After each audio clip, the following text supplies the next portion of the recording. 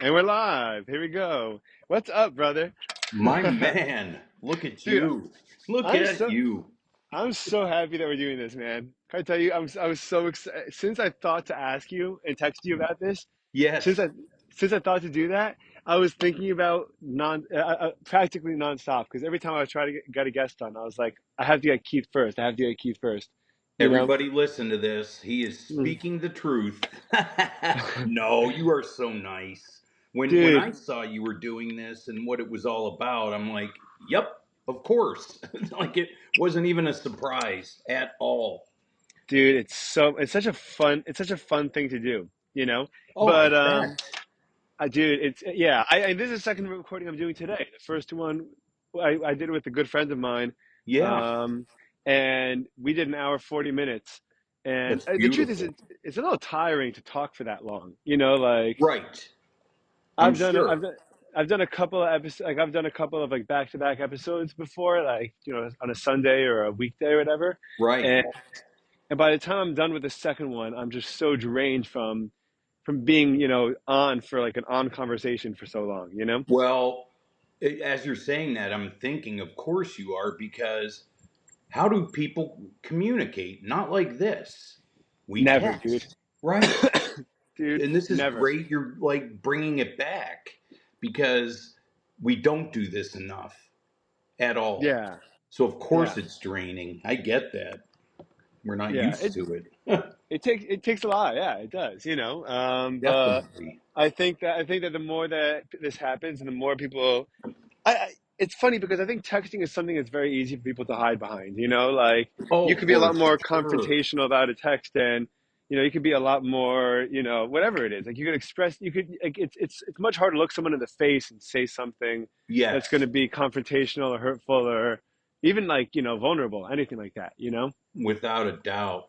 So, like, my son, Zach, is 18 and he's going off to his second year of Boston College tomorrow. And Nice. yeah, so it's a little bit sad, but happy as well for him. But what I was thinking is, he told me like 6 months ago he was at a buddy's house here in Chicago, and there were six of them, Ephraim, and they were texting each other, all in the Hmm. same room. No And way. Like yep, that's yeah, I okay. mean, and I chuckled, and he goes, "Dad, I'm telling you, I want a flip phone. I'm sick of the apps. I'm sick of the." Really? Yeah, yeah, for real. Wow. There's actually a movement that started in your hometown, New York, Yeah. of these kids that are saying, you know what? The human contact, that element is missing in our lives. Let's see how it So goes. the school that I teach in, which is a Hmm. Jewish school, an ultra Yeah. Orthodox Jewish school, Wow. they have a pro. First of all, it's crazy because very few of these kids, if any, have social media at all. Wow. And you could actually see like a tremendous difference in just the Yeah. way, in just their self confidence socially, and just the way they interact with the world around them. Like Right. they're much more involved in what life really is. But the school incentivizes them by saying if they hand in their smartphone or social media for a year, Yeah. um, then at the end of the year, the school takes whoever does that on like a 3 day or 4 day camping trip. And Oh, like that's it amazing. totally, I mean, and kids are doing it, and they say it's tough for the first 3 days, and then Right. after that, they just forget about it, and like it's just like they're so much happier, you know? I get it. You know, my daughters taught me about what's it called, doom scrolling. Have you- Oh man, Oh, yeah. and yes, I found myself doing it about G Shocks, about football, about. So I finally, like, 3 weeks ago, I bought from Amazon this little 1 inch device called Brick. I don't know if you've seen Brick. No. And I'm not paid by them. I'm, obviously not, endorsing it. But for me, all you do is you tap your phone with it, and it will shut off all social media until you're back. Like, What? Really? yep, I keep it on at work when I turn it on at 7 p.m. and you cannot get back on unless you physically go and touch the brick. $45, no other Wow, fees. Yeah. that's really cool. It's a but it's great idea. helping me be present, you know? Yeah, I've been trying to do this. I'm like, since I wanted to do this a week ago, I'm like Yeah. 50-50, but I wanted to just keep my phone on the side and plugged in and not on me after like 7 p.m. Like Yes, that's it does, beautiful. or 8 p.m. It doesn't have to be in my pocket. It doesn't have to be, Right. constantly whispering my attention when I'm trying to do anything. I'm with friends or with my wife. I'm with I'm putting my kid to bed. Like Yes, you don't want it gnawing at you. It's like they're. exactly. And there's a great book, Keith. If Yeah. there's a book I can recommend to you Sure. and your entire family, it's called Okay. The Anxious Generation by this I guy am named writing it down. Jonathan Haidt. He, Okay. I Anxious think, generation. yeah, it's by a guy named Jonathan Haidt, Haidt, Okay. H and A. Good. he writes about how social media, how basically how social media ruined the generation, Wow. and caused. And there's a ton of research when the smartphones and then when the front-facing camera on the phones Yes. happened, anxiety, depression, self-harm, and suicide Oh. skyrocketed Oh among my kids. gosh.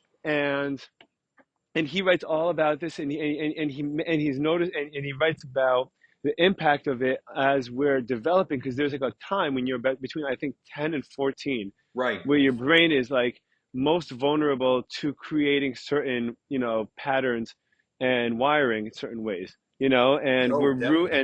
we're missing out on a lot of it with social media. And then the social media companies, of course, Oh, they incentivize you to doom scroll. They want you to do they that, Keith. absolutely do. They know the algorithms, they know what you like, and you just find yourself going, oh, look at this G Shock reviewer. Oh, this guy knows the Chicago Bears. You know what? I'll just check it out. Or this guy's a comedian that does pranks. But it's Yeah, all dude. mindless. I Yeah, mean, yeah. I'd rather, to be honest, I'm reading a book. It's not like this, but it's called something like it was written by a professor at Northwestern, and I don't want to really get off on this topic. In the 60s, and he was the head of astronomy there, and Okay. it's called the experimental UFO. The And what? It's called the what? Experiment I what? think it's experimental UFO. It's Okay. considered like the definitive book on UAPs, UFOs, written by a Nice. perfect. Yeah, but you know what? It's because I got that brick, and my son got a book, and he said, "Dad, why don't you?" And it's so nice. He just to, That's like you great. said, put How's it the book? away. What's it about? What's it about? I'll tell you, it's fascinating. So this guy, the author, at Northwestern here in Chicago, was the head of the astronomy and maybe astrophysics department in the 60s. Okay. And somehow he was contacted by the US government to help help them understand, let's say, what radar was picking up, what pilots were picking up, what people were calling in, and what really the government hides from us. And that is Wow. yes. Okay. And I'm halfway through, and I can tell you, I am absolutely convinced, as I have been very open minded, that there are other elements, lurking For around. sure. There has to For be. sure, man. It's For not sure, just you and man. I, man. Wait, And so but do you think these are aliens that came here, or you think there's other forces on like in Earth, like spiritual forces is what you're talking well, about? like Bob Dylan says, he's ruled by what did he call it? The the king of the something like the prince of this land, meaning the devil. Like, Right. yes, Okay. I absolutely believe in spirituality and faith, and I also believe that S- Yeah. when when the solar system and the universe is infinite, and they're Yeah, finding of course. exoplanets, man, they're saying these are more habitable than Earth. I It's mean, also yes, interesting, by the way. Yes, excuse me. There almost sure, definitely has to be. There almost right, definitely has to be. Like just even right, statistically, I mean, if there's if we're one in, let's say, a billion chance or 10 billion chance, and the Right. universe is infinitely big, then that means that somewhere 10 billion, whatever chances away, or Right. whatever point in whatever billion point of time, then something else had to have, for sure. God created the heavens and the earth, right? Yeah. Everything. It's interesting though, because there's a lot of, because there's a lot, especially I know in Jewish literature, Yeah. there's a lot of obscurity, and I guess concepts and ideas passed down that are known specifically to be very difficult to understand, I'm and sure. we're not sure whether it's physical or metaphorical, and it's confusing. But Right. one of the things that they said was that there's a quote that got in the first book, I call it Genesis, right, Yes. where God creates worlds and destroys them, Yes. is what the quote is, right? And Right. they explain that there were different generations of existence that had the choice to accept, Wow. to accept God's word or not. And Yes. in like six previous generations or lifetime, or I guess like, I guess generations or Yeah. worlds of Right. people had not accepted it, had not accepted God's word, Right. and they were destroyed. And the only reason why we're around is because we had accepted it. And I mean, that Because could of free be will. that for sure, but it also could be this notion that that there was habitable other life forms or people, or Absolutely. I mean, who know, based on how old Earth is, that this would have happened a couple of times over, that human civilization could have happened already. I mean, right. And then, you see these videos and you read about the pyramids. Those are crazy, man. Right. I can't even comprehend it. Like, No, no. there's no So what about, way so human yeah, did. go ahead. We did. I just don't think there's any way humans could have possibly done it. Moved So them, what do you think it aligned them. was? What do you think that was, and what do you think about, or what can you argue even, or I say mean, hypothetically? right. So the book that I'm reading, it's really Are more they of talking a about alien life? Is that what in this existence of? book. Yeah, like aliens Well, intervening on Earth. not yet. What it is he presents actual accounts by pilots, by Mm-hmm. military. Sure. He's like a statistician, by housewives, by farmers in Montana, by Right. anybody, right? And he's come to the conclusion that Yeah. there absolutely are objects that we cannot explain, and the physics of them Yeah. are way beyond our. I think he said 1,000 years ahead in technology, at least. So, So so I the don't. que- so the I'm like, question is, yes, to be fit, and this is a point that I've heard before. yes, Um, how come the only sightings, and as far as we know, not majority of the sightings or experiences happen around military bases? Nevada, yep. Montana, Florida, like Soviet Union, same Soviet thing. Union. Yeah, yeah, All over the yeah. world. That is okay. But around military, which makes me wonder whether there's whether there's an association with that. I mean, if you That's a happen to great just be visiting question. Earth, Right. like why would you be drawn to a military location as opposed to any other one? Why not go to a Right. casino? Go to Vegas. Exactly. Because from some of the leading experts and people with years and years of experience that I would call credible, I believe that if it's true that they go to these military bases and they have turned off the nuclear power, they've turned off the electricity. Oh yes, I've heard about that too. They've That's intervened. what They've I believe intervened it with is. that. Right, because why would Right. we be in right? Well, But that could we're also not be a government thing that interested. we do, though. That could be a thing that a government does to another government. Meaning, it could Yes, be that you're right. The U.S. managed to infiltrate the Soviets, and the Chinese, intervened with the U.S. Yep. Whatever it may be. It could. I mean, that could just as easily be, I agree with that.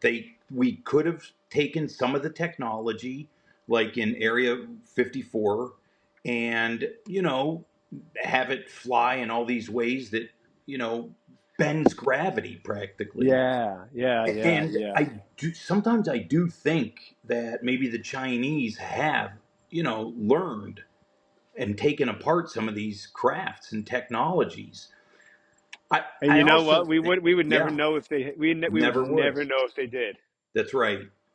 However, there are accounts of this going back to the Egyptians, right? And I've heard there's references maybe in the Old Testament of, or drawings, archaeological, Yeah, of well, there's a lot. There's a right, lot. I mean, it's very interesting because there's ideas even within like these religious books, or especially in right, Judaism. You never know whether something's a metaphor or not, and it's funny because sure, for thousands. I mean, you go back to commentary from, the year 70, like literally, yes, or even earlier than that, right? Commentary yeah, that says this stuff is not exactly physical and it's not exactly metaphorical, and wow, it's just the truth, and like that's what they say. oh, But the it's other thing that chilling. really, it's crazy, isn't it? Yes, Like it that, is. that's what they say. So it says, like, let's say Abraham met an angel, right? They're like, Right, like, right, this is not physical. This is not necessarily physical. It's not necessarily metaphorical. It's right. just like something, and like you don't know what that even means, We um don't. You know, I I would love to see. So I'm in a chapter starting it just called "Close Encounters of the First Kind," where cool. you actually there's accounts of it, you have details, you can talk about it. Then there's the second, and then there's, I think, third is contact, Right, and it's going to get to that. right. So we'll see. Let It's me just a know let lot me of know when you're fun. done. Let me know when I you're done will how it turns out, because I mean, if definitely. it's great, I'll definitely get it myself. Oh I'm yeah. reading a cool book now about Oh how the Nazis used to, how the discovery of LSD, how yes. the Nazis tried to initially use it, and how psychedelics and LSD came to America through Project Paperclip, which was America bringing the Nazi scientists to the country to do research for them. And one of the things that they Oh, brought was LSD, which could have contributed to the very first MK Ultra and mind control experiments that the CIA tried doing. are you, really? Dude, this is My incredible goodness. stuff, man. I mean, you've heard about MK Ultra, right? You know what that is? Uh, no, I have not. MK Ultra is, I mean, in the late '60s, right? This is my favorite time era. You know Right, this. I know. That's right. Um, San Francisco, late '60s, Summer of Eight. Love, Grateful Dead are playing, Jefferson Right. Airplane's playing, Country Joe and the Fish is playing, Yeah. Quicksilver Messenger Service is playing, Oh, and how they're funny. well, yeah, go ahead. No, no, it's just great. I mean, I just love how you love those hippie bands from the '60s, man. Oh, dude, Janis Joplin is having a Right? great time, and so the CIA opens what's called the San Francisco Free Clinic, which is Okay. supposed to be like a local free clinic for all the hippies. They'd come in and get their STDs taken care of. They'd get, if they're having Oh, a bad trip, they'd help counsel them. And it turns out that it was actually a CIA front to oh, study to study and actually dispense different types of drugs. And part of the thing that happened that kind of ruined the San Francisco hate yeah. was was that somehow um, amphetamines got into the scene, Oh, and uppers. the person that was running the San Francisco free clinic Yeah. was just finished doing lab work or research on amphetamines on rats, and he saw that when rats were jammed together and given any kind of like amphetamine, Yeah. that they would become, if they were isolated, they would stay relatively calm, and if they were in congested groups, then they would go berserk and attack everyone. Oh my And goodness. they use that and they use that to basically introduce amphetamines into the hippie scene to watch it destroy itself, which it did. Right, San Francisco fell apart in '69, '70. Right. That is Um, true. It did. so I'm yeah, shocked. all this stuff is just awesome. I mean, it's crazy, but So, but yeah, back to this book, yeah. I've read, I hate to even bring him up, but that, Hitler was a Hmm. serious addict, Yes, right? meth He addict. was damn The right. whole, all the, Meth. so the whole all the Nazis were on meth. At the time, we didn't know that meth was so dangerous, and Right. it was just a stimulant. Like they thought it was like coffee. Instead of having a cup of coffee for the day, Oh like my you have like a little bit of meth. gosh. Right. Yeah, man. And then he would give them to the soldiers before they would go into war, and they would just keep on fighting just nonstop.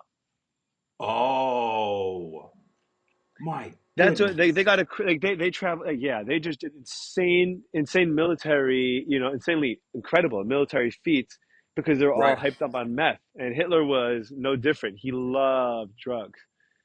He got Right. addicted to OxyContin in the end. That's right. They used to give him that, and he had a tantrum when he was found and he was moving somewhere and he couldn't get the meth anymore. He couldn't get his Yeah. oxys. And I read that his doctors would go into these pharmacies like demanding it's for, ugh. Yeah. So right across, so right next to Germany, which is Switzerland, Yes. that's where LSD was created, and LSD was being studied to be used as a stimulant, not as a psychedelic. They're trying to figure out something proper for the Nazi Party, another similar type Are you of drug. serious? And then the guy who was experimenting, Albert Hoffman, was experimenting. He did one thing. He did one thing differently.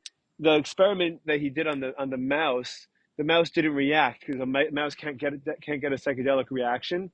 And like Right. 3 or 4 years later, he revisited it for whatever reason. I don't know why, but he revisited Yeah. it, and it got in contact with him, and he accidentally went on like a mega trip. And What? but like, Who the but it was mouse?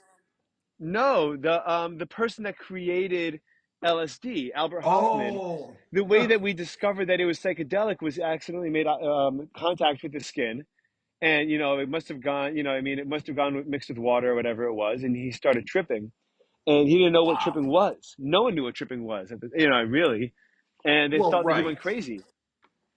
That's But then he amazing. became normal, and then anyway, so the point was that the people that were supplying Hitler with his stimulants accidentally also created LSD. I see. And then it came to the U.S. Would that have been in the 50s or 40s? That would have been, I mean, I think it made its way to the US for the first time in the late 50s, early 60s. I think Okay. like 62 or 63 was the first time, and that's the guy Bear that used to hang out with the Grateful Dead. He was one of the first people in America that learned how to manufacture it. And he would just Wow. he'd make these mega batches and just give them away. He'd sell what he could to break even, and then he Right. just gave away the rest to everyone at different concerts and stuff like that. Or festivals, he would just give it away to everyone. That's so funny. I've read, and I know we're jumping around, but that's what it's all about, right? That's right. Um, I read that your man Jerry, would sometimes be on so much acid he was afraid to play, but he would get up there and they'd be some of the best shows of his life. Yeah, yeah, That blows yeah. my And then mind. I've heard that, I've read that, and then I've read in the same book. There's a great book called A Long Strange Trip, Right. and it's written by the Grateful Dead's, I guess, biographist or whatever you call it, Sure. biographer, and biographer, and he said that one of those trips, Phil Lesh, who was also tripping, Right. was because all of them were, said he was looking at his base, and it turned into a snake in his hands, and was like I coiling remember. itself around him. Yeah, isn't that wild? Oh, can Yeah, you and I don't know how, imagine? but they kept on playing. Like that's the craziest thing. They would just keep on Right. like I couldn't. I would be paralyzed. I would Oh, just be bugging out. me too. I would have to be Yeah, like in a safe place. You know what I mean? Like these people that yeah. do the ayahuasca, like pay someone to just sit there and be with me. I couldn't, but it's wild, man. Those stories and the acid. And I always wondered, you know, if they tripped like every day. You know what I mean? Or how So long and how often. they did Yeah. so the dead did from like the Dead became a band. They were called the Warlocks first. Right. Yeah, I forgot. And I think they played their first concert together in like 63 Right. and or 65 maybe. And then 66, 67, they really started to hit it big. So for those 3 years, Yeah. they literally they would probably trip, I think, 5 days a week. Oh my gosh. It's crazy, man. Because if I I mean, no smoked weed wonder. 5 days in a week, Yeah. I would be like embarrassed, right? Oh, and no and doubt. Wouldn't get anything. We wouldn't be in this conversation right now. We'd be too tired and lazy, you that's right. know? Um, but if you look at Bobby, I mean, it's obvious. It's obvious how many things he's done over his life. Dude, his eyes look like Right. they're seeing another dimension. I Like it's know. crazy. His eyes And are I always still popping out of love his head, him. right? Right. Yeah, I'll be honest, he was always my favorite and still is, you Bobby know. Ware? Yeah, I was way more of a Bobby guy than Jerry. I love Jerry, but I just love when Bobby sings and plays his guitar and wears those ripped jean shorts in the late 80s and he's looking like Yeah. Jerry now. I mean, he's just great. He's got that beautiful family, you know, Yeah, and he they forgets the were great. lyrics. He's great. Because you know why? They're very real people. There's a great Exactly. they're very real. They're very regular, and like that was all they wanted to be. So one of the reasons why people say that Jerry turned to heroin towards the end of his life Yeah. was was because he didn't want to be the Jerry Garcia. He just wanted to be a regular dude, and he goes, and I can't. He goes like, and in the, towards the end Oh, of his life, that was after all the stadium shows and everything, you know, right. With those are the ones and I went to. Yep, that's right. and he was just exhausted from being the guy. He just wanted to have fun. That's why. Oh, hello. Yep, I'm here. Oh, that's why he always kept up the Jerry Garcia band, and they would only play in like small theaters because like all he wanted to do was just be like a regular dude. He didn't want to be anything crazy, Well, you're and exactly so right. And yeah. in '89, at my first show, Where was when it it? was Dylan and the Dead, as you know, No, that was your first show. it was my first show at the Akron Rubber Bowl in Akron, Holy Ohio, cow! with an ex-girlfriend and two friends. I kid you not. I went to see Dylan. Okay, and when I got there, we sat down and I saw all these tie dyes, and I turned around and I just asked this guy, I'm like, so what's the deal with these shirts? He goes, dude, you're at a Dead show, man. Oh my God, that's a Yep, great story. it's a So you great went for story. Dylan? Oh, I You went for didn't Dylan. even know who the Dead were? No, no, I thought they were a heavy metal band. I never listened to them. That's And so I'm telling funny. you, it is. When Dylan came out and the Dead were backing him, Jerry just stared at Bob the whole time. And I just wonder if he was like, oh, thank God. I don't want to be noticed right now. Just let me play my guitar. Bob, you go sing. You know what I mean? Yeah, Like, and the yeah, amount of respect they have for Dylan is just really yeah, yeah. I blew mean, my I mind. think, I think everyone should have that respect for Dylan. And it's funny Agreed. because Dylan is also the same way, by the way, as Jerry. Yes, he is. He doesn't want to be the guy either, and Nor did Elvis, right? yeah, Nobody yeah. does. Really? If You you know, what's I don't know. What's that? I think that I think that it's there's so many. I think like there's so many examples of this that like it has to be true. But I think Yeah. that the best leaders are the ones that don't want to be. Like they're not the ones that like, oh, what do you want to be? I want to be a leader. I want to run things. I want to run the show. I want to be like the boss. The best leaders are the guys that are just passionate about what they're doing, and then like, everyone looks up to them for that. And that's it. Well, you hit on something very near and dear to my heart because for many years, up until 2010, um, I was very insecure my whole life and never did well at school. I didn't know I had ADHD. I really struggled, partied a lot for many, many years. Um, and when I moved to Chicago, it's funny, like my Where were you now wife, beforehand? Well, grew up in Warren, Ohio, Ah, and great. yeah, and then I moved to Youngstown, Ohio, and I went to Youngstown State University and lived in a fraternity house, and I really was very active on campus. It was a blast. And then two of my high school friends and I, when we moved back home, all three of us from where we were like, we need to get out of this hellhole. And within 2 weeks, we all had jobs in Cleveland. One was an Nice. engineer. Yep, I was selling pagers for ProNet Medical Communications, and Rich graduated 163 out of 163 in our high school class.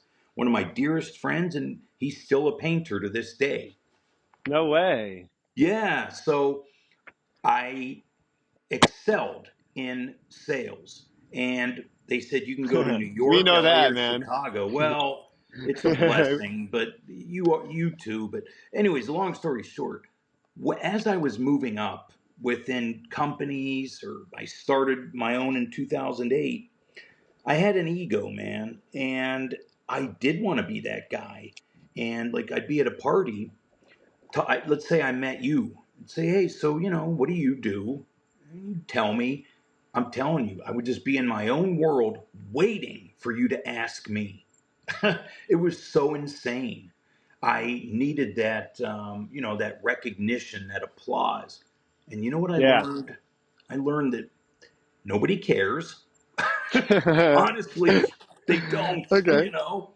um, and you hit it on the head. Now when people ask me what I do, oh, I sell ultrasound. I don't need to That's right. say, oh, I'm a CEO of a small medical company and we're international. And no, just be real, man. So Yeah. you're exactly right. And th- th- let's just say in 2010, I had an awakening, and my life changed for the better. And What happened in 2010?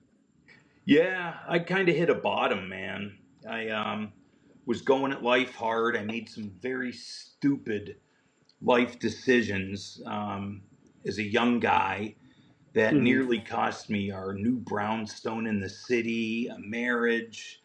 I was very Wow. self-centered, man, to the extreme, and just did some crazy things. And but it's Okay. funny because I was like that guy who you would look at and say, man, this guy's doing great. He's living in a brownstone. They just had a baby. Now they had two. Wow, he's moving to the Yeah, man. suburbs. He has a garage and nice cars. Man. You're checking all the boxes for what Exactly. everyone for the American dream. That's right. And on the inside, bro, I was just empty, completely empty. And So what caused you to acknowledge it? That whatever yeah, I'm that series happy of, to. and then you looked at it and you looked at yourself and you're like, why am I not happy? Well, there's two things. In '96, I went on a spiritual journey, and Cool. not, How old are you in 96 at the time? What were you up to in your life? okay. So in '96, I would have been, let me see, 27. Okay. Cool. All right. So somebody gave me, okay. So it was at that time, that I just made some stupid decisions in business. Okay. Nothing like with money, but essentially buying customers like anything they wanted with companies' money when they would Okay. buy from me. Nice. So you're like Yeah, Hollywood. hell yeah. I was known as the maitre d' of Chicago my whole career Wait, who are you because working for at this point? Who are you working for? at that time I was working for Datascope, a company out of Yeah, Paramus, sure. New Jersey. Yeah, That's right. through That's right. That's Mindray right. And GE now. bought You them, know right? them. Oh, Of course Mindray? you know them. Yeah, Mindray. Yeah. Yeah, your dad's been selling Datascope forever. Yeah, Um, sure. so Passport twos, right. exactly. And they were there when I was there. And Right. then it was Right. And what aftershare. they cost at the time? They cost 10 grand at the Oh time? yeah, 10-5. Yep, exactly. Wow. Isn't It's that crazy. crazy? Yeah, man. Mhm. I was talking to a customer. I don't want to get too into business, but No, a fine. customer told me that he just bought. He's getting rid of his Voluson 730 that he bought in Yeah, 2005 for a hundred yeah. thousand dollars. Unreal. I I'm mean, selling one. I'm selling one in 3 weeks for three and a yeah, half thousand dollars. that's exactly right. Yeah, It's I know. crazy. It is crazy. I know. But anyways, I don't want to Anyway, really get yeah. So too deep into 96. So it. In 96. 96, I had a spiritual, come to Jesus literally in my life. However, I didn't change my ways. Okay? And listen, man, I'm not saying I was a bad person, malicious. I was just into myself and I was insecure and I needed the attention. Yeah. Yeah. And I literally hit a bottom it was February 7th, Ephraim, 2010. I was driving home from my former company with another partner. Hmm. It was a Friday afternoon. Let's just say, partied and treated myself on Fridays, right? Okay. I did Sure. whatever I wanted. And I drive back from Waukesha, Wisconsin. I had just leased a brand new 7 Series BMW Okay. because, no, it's all part of the whole story, man. Because my former partner taught me. I'm a guy my parents didn't have money. So growing up, man, you know, never a nice car. And Yeah. he got me into nice cars because, hey, the company writes it off. And what we would do Oh, it's a is, company car. Gotcha. yeah, it was before I was in the company I own now, Hmm. the guy who embezzled, basically. So I was driving home, call my wife, you're not going to believe it. I just leased a brand new 7 Series. And 9 months before that, I had leased a Mercedes SUV.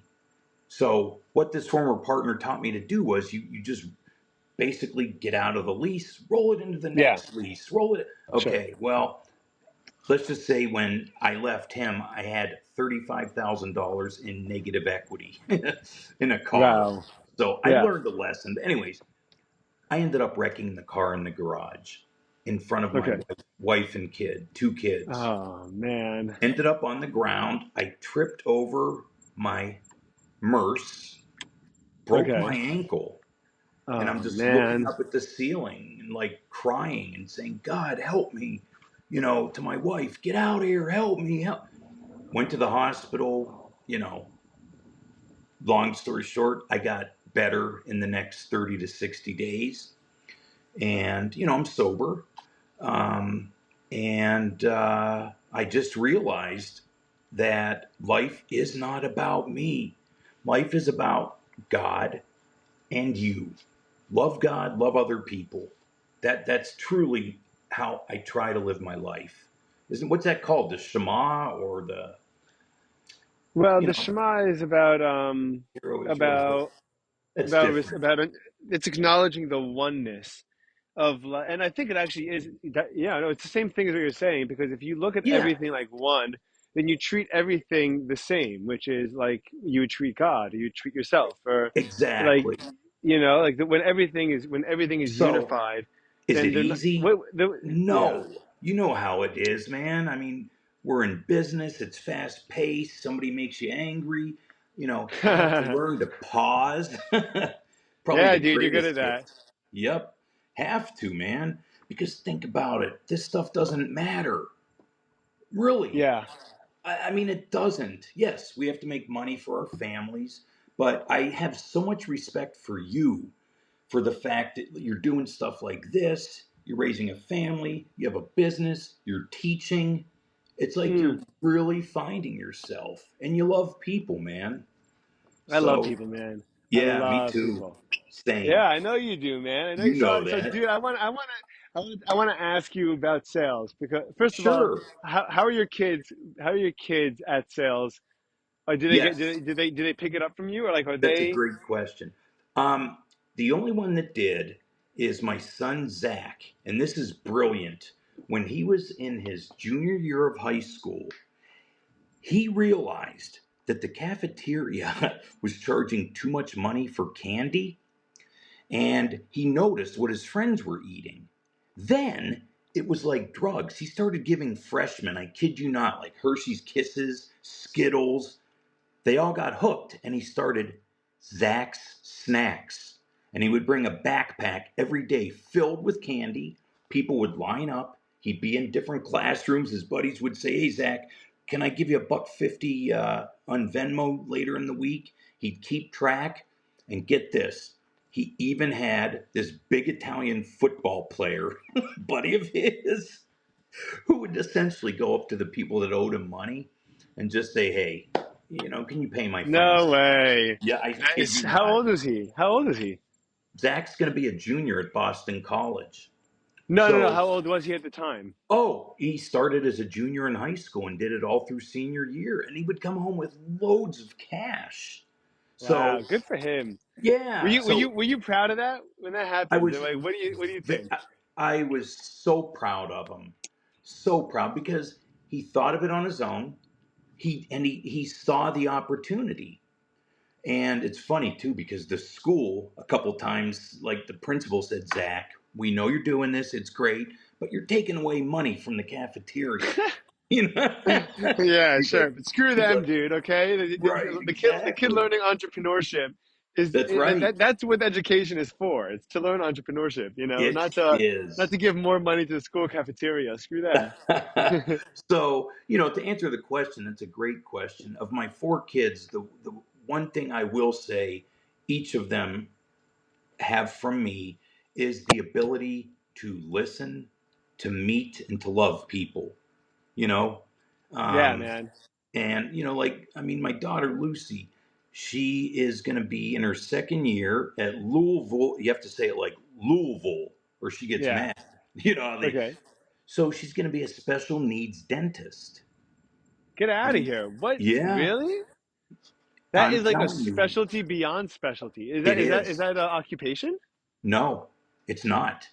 She, Zach, Ella, and Sydney, for whatever reason, I think it's from my wife, got involved with special needs kids in when Sydney was in third grade, actually, Wow. and their whole lives. By the They've, way, yeah, nothing builds character. Nothing builds character like yeah. like helping along and spending time with a special needs individual. I Oh, mean, I for did that also sure. growing up. Oh, did you? Sure, yeah. I mean, Tell me my about it, school, man. my school would push it. I mean, they incentivize it. They would, they'd buy pies of pizza for everyone that stayed after and played games, or, there were Awesome. events once a week, or, I mean, yeah. There's a couple of groups. There was the Friendship Circle in particular, is Yeah. this incredible group. They have a big operation in Chicago, I believe. Oh, They're based in Jersey. They're called the Friendship Circle, and they're all over the country, and it's Jewish special needs, wow. kids or family, families, and Oh, and just like hanging out, spending time with them, playing games, getting them to yep. do, coming on Jewish holidays together. It's Beautiful. I it's love really that. incredible, but It is that's beautiful that incredible. all your kids do that too, man. That's really crazy. All of them. Check this out. Thank you. My daughter Sydney graduated from Case Western Reserve in Cleveland, really Hmm. good school, and she's going to go to Northwestern in the fall to be a special needs speech pathologist. So Wow, it's that's just, also an amazing job. I mean, it Wow, is. I dude. mean, they're just, Are you they're, so? How do you feel about all that? oh, I melt. You I melt. do. But you know what? Just like my dad said to me, Keith, it really doesn't matter what you do as long as you're happy and as long as you're doing the right thing. So if you want to go collect trash, metaphor, do it. Yeah, And sure. that's what I always said to them. You That's know, awesome. That's awesome, get dude. right. I'm not going to say law school, dental school, medical school, MB. Do what you want to do. By the way, Because your dad was an anomaly in that sense because my yeah. dad's dad was not like that. My mom's dad was not like that. That generation Oh, was make money or be as prestigious as possible. Like that interesting. was yeah, that was Was that definitely the passed down to culture. you? No, not at all. Actually, the opposite, because neither of my parents liked that, I guess. Wow. They just said, like my dad's philosophy my entire life was whatever makes you happy, do it. Right? I Whatever makes believe you I happy, can whatever see makes you it. happy. Yep, Sure. I mean, absolutely. And there were times where he would, he would weigh in, but then he would say, "Listen, this is just my 2 cents. But but whatever makes you, if you really like, if you're not going to be happy and you're going to be miserable, then don't bother doing it. Like, it's not worth it. So, Um, did you ever have a yeah, time in your life where you would say you were lost? dude. Yeah, I'd say my entire from 18 Yep. to 24, I would say. Okay. You want to share a little bit, or? Sure, yeah. I mean, I that I was lost. Yeah. Well, I first of mean, all, so in college, yeah. so I went to Binghamton for college, right? I was in it's an amazing place, dude. It's Wait, upstate New York, Binghamton, you said? Binghamton, yeah. Oh, yeah, right, right, right. And it's a great place. It's I'm upstate New sure. York. It's a beautiful campus. It's a great school. It's a state school, which is also Oh, which my dad was happy about. right. Saved Of him thirty course. thousand dollars a year tuition. That I Oh, probably would have had to take gosh. out myself. But you Right. know, so I didn't know what my problem was that I never knew what I wanted to do, and still don't, Right. right? Right. Um, Yeah. and so it was very hard for me to pick a degree arbitrarily that didn't really mean anything to me and that didn't necessarily reflect in any direction I was going to head. Right. So I didn't really. So I took a couple of semesters without announcing a major, without knowing what was going on, and I took a creative writing class with this guy named Joe Oh, Weil. okay. Joe Weil is an Irish is an Irish Catholic, Yep. um, the most blue collared guy you could imagine, who's one of the greatest poets I've ever even heard of or seen. Wow. And Joe Weil, both his parents died before he was 18. His dad was he worked at the factory floors in Elizabeth, New Jersey for like I think 20 or 30 years. And he and his Yeah. friends and he would just crash wherever and sleep wherever. He had nothing, nothing to his name, Right. and except for just this work. And then at night, he and his friends would either just hang out and drink beer, or do writing, or go to just like the local shops or cafes. Right. And um, and then eventually he kept on writing, and he kept on just capturing it's like street poetry. It's like Yeah. it's the most regular. It's like it's all the details of really everyday regular life, and Right. just a beautiful, beautiful appreciation for it. So, what were And his he yeah. credentials to teach there if he was so, blue You know collar? I what? mean, I'm not sure. I know he yeah. started teaching. I started teaching. I know that he taught high school, and I know that he was technically considered an assistant professor for many years. I Wow. don't. I know that he's probably grandfathered in, because I know that your minimum requirement at this point to teach, if you wanted to teach college, is a master's degree. I think, Right. Yeah. preferably a PhD, even. Of Because they want course. teachers Yep. doing research. That's right. Um, so I didn't really know what I was doing. So I was like, you know what, this guy seems incredible. I'm going to be an English major. So I was a creative writing Wow. and literature major, right? Yeah. And it was Fascinating. incredible while I was doing it. I mean, it was really amazing. And actually, a lot of most of the most important parts of myself, Yeah. like the parts about myself that I think are the best parts of me, have Yeah. stemmed from my writing in general, because I would write what I feel, and I would write about being lost, and I would write about trying to figure Oh, it out, and I would write, and I would just learn to be honest with that myself is on paper. beautiful. And to Yeah. be honest with yourself is such a hard thing to do. It's Yes, it such a is. difficult thing to do. I But when you started do it, journaling 3 years yeah. ago myself. 3 years How's ago. that been? It's honestly a little bit life changing. And you started you're so lucky and wise, man. You started at such a young age. Dude, So, but I look back now, I'll open like something I wrote in 20, let's say 15. I think that's when I right. started school, Yeah. and I would be like, I don't even know who this human being is. Like Right. it's so not recognizable. My life is so different. Who I am is so different. The way I think is so different. Do you ever Right. look back and when you 3 years ago from when you started writing? Because I think All that you would think, oh my God, who is this Keith? well, yeah, I do. It sounds funny coming from me, but I do try to practice mindfulness. I mean, and what I mean by that is like, yes, I will look back, but I won't stay back and dwell. and I really try not to worry about the future. But like for example, like right now, man, all I'm doing is talking to you. You know, the Right. old me, I'd be talking to you, I'd be texting, I'd be doing 8 Yeah. million things. Yeah. And I've learned to be a lot more present. So I wasn't as present back then 3 years ago to answer your question. Right. So, But when you look back at when you look back at like even when you journal, you write what's on your mind or you write what's happening in your life? actually, both. Like Okay. tonight, I will write about this. I Sure. will write about some things that happened today, and I'll write about my feelings about my son leaving tomorrow. I mean, Right. I will probably cry. Are I mean, you but guys really like, close? oh yeah, I'm close with all of them, but Zach and I are especially close. He's really Nice. close with his mom too, which is nice. But here's the difference. When I was growing up, our dad would cry in front of us, right? Mm-hmm. And I mean, it was hard. It was kind of hard to see that, and it was awkward because my parents were divorced. Yeah. But that was just him. I won't do that. I'll just do it when I'm alone, and I let the feeling come out. I don't stuff it like I don't. I used You to don't say, think that you don't think your kids would want to see you cry? "Oh, well, I think that's a Like great question. I don't. like you don't think so?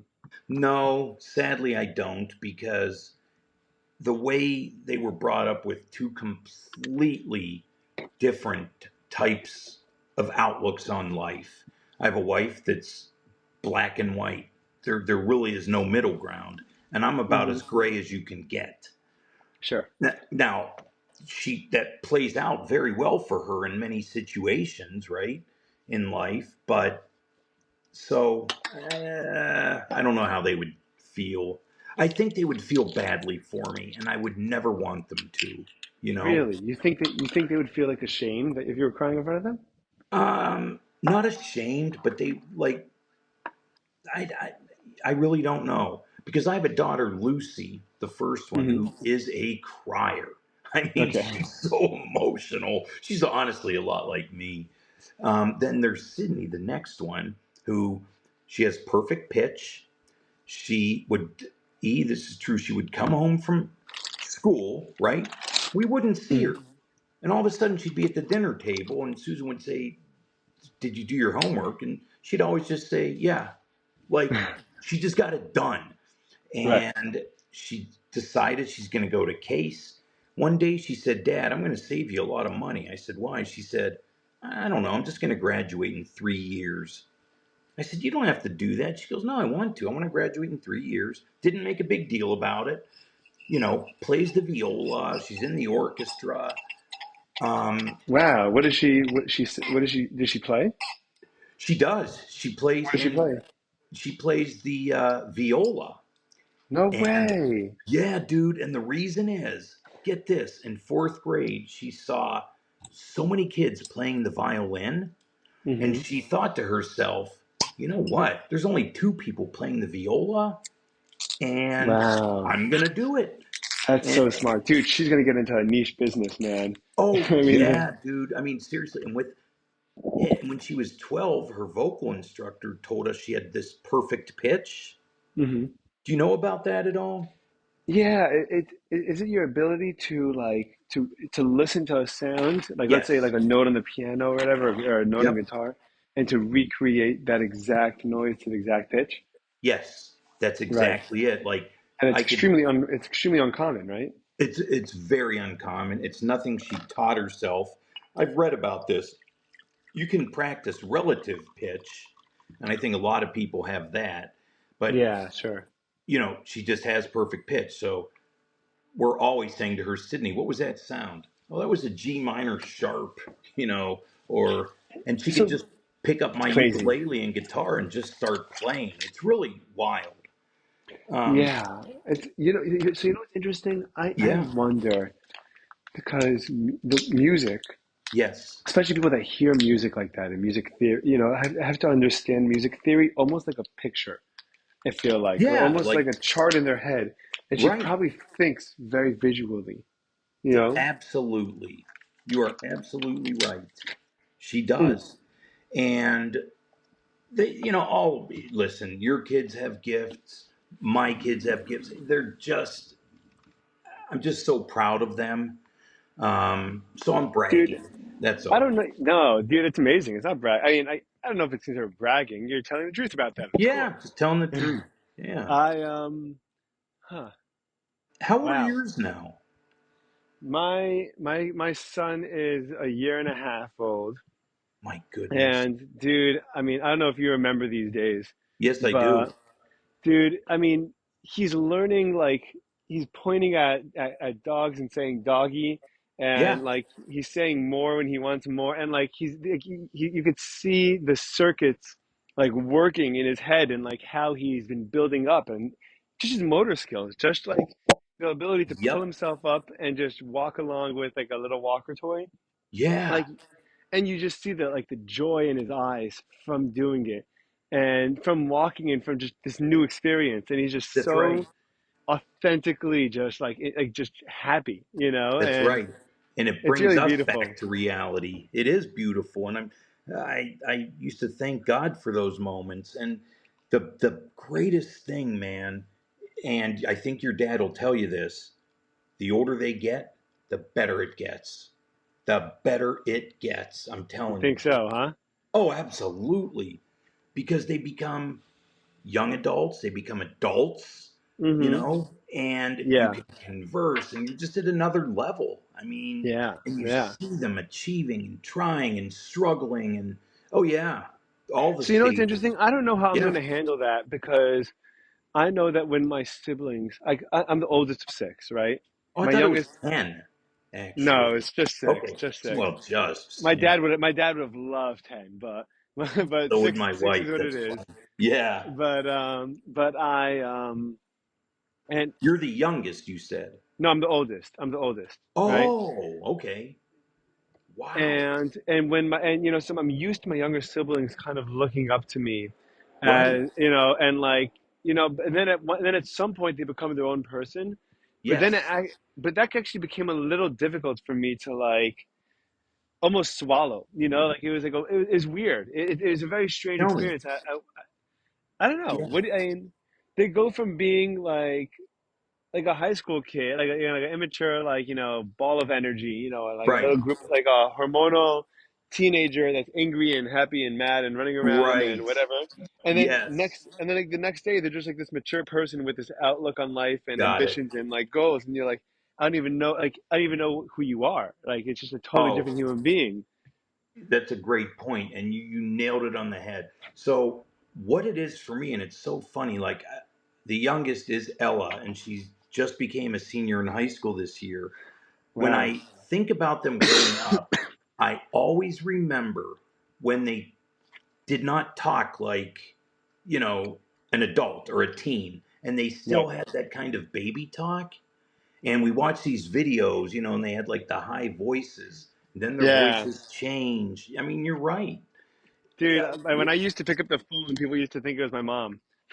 People, I would pick up the phone and then I right. go, hello, and they go, Leora. And then one day I pick up the phone and someone goes, Ashley. And I'm like, oh man, like, you know, I've Oh, made it. I've made it.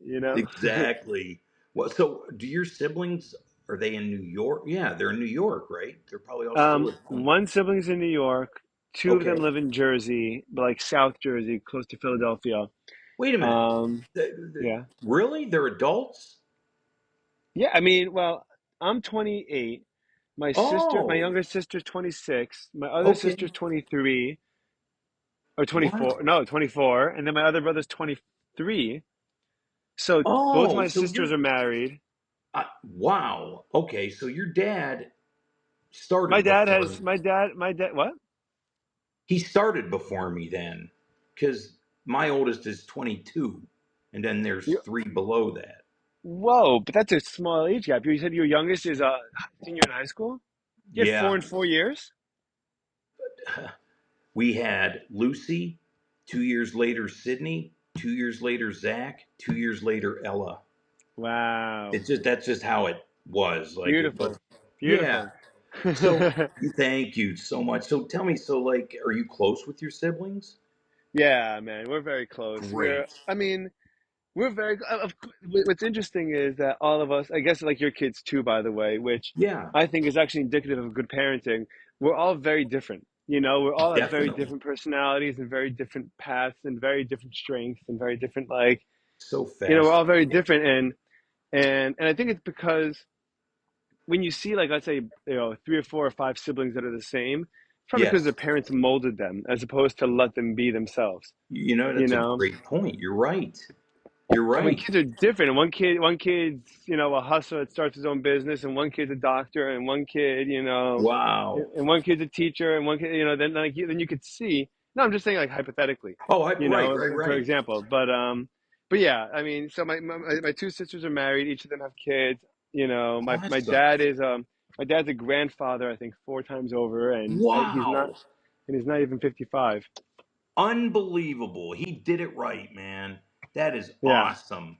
That Yeah, is he's great. Dude, so. I want to Yeah, hear sure. instead of I want to hear, dude, from you, Okay. what starting Redstone was like, because It's a great question. because you called me. I remember the first time we spoke. You called me for my eBay listing for a Mindray M7, Oh my right? goodness. And you called me. You said, "Hi, my name's Keith. I'm with this company Redstone, and Oh, I see this M7. It's a good price, man. It's a good price." That's the first thing you said. wow. You And have a then we great talked, memory. for like an hour and a Now I half, remember. Yep, you we know. did. And then we kept in touch, Wow. of course. But yeah, so tell me about Yeah. starting your own company, man, because my dad did it and I'd have no idea how to do it. I literally have no idea how you guys did it. Well, here's how. No, it's a great question. I it was let me think. It was September, October of 2013. I had two partners at another company. We found out Philips was going to acquire us for several $1 million. What company was this at the time? Uh, MedPro Okay, and what did you guys do? in Waukesha. Well, my former Waukesha, partner, Wisconsin? yeah, I commuted. I Nice. Yeah, became friends with the guy who was one of the first salespeople at Ambassador, Okay. and he left to start his own company. And how I knew him was because when I was at Philips and then at Zenari, which I helped start, I used to bundle, meaning people at hospitals would say, Keith, you know what? We like your ATL Phillips, but we're Sequoia people. I kid you not. I would Yeah. get permission from the company. I'd buy them warranted from GE. I'd say, here's your two Sequoias. Thank you for buying the one Phillips. And I got in all over Chicago. My competitors thought I was nuts. It worked. And he was the guy I was buying from. Never So took what a have dime. so you worked for a company and then you'd find out what else the hospital wanted and then you on the side would hustle that, or you would buy it on behalf of the company. Oh, it was all like above board. Like we would quote it like Okay, I Phillips. gotcha. I Yeah, gotcha. Cool. and to get around the warranty, it had a GE warranty because of Ambassador for a year. Right. And what Wow. it did was, especially with Zenari, I'd get them their big machines and say, "Look, here's your two Zenari. Thank you. You saved money." I didn't get it everywhere, but there were several, and he was the guy I was working with, and it was great. And one day he said, in late 2006, hey man, I'm leaving. I'm starting a company. I've got good backing. We are going to buy and sell new and refurbished ultrasound. And he's like, Keith, you can do this. And I remember, What company did he was this guy?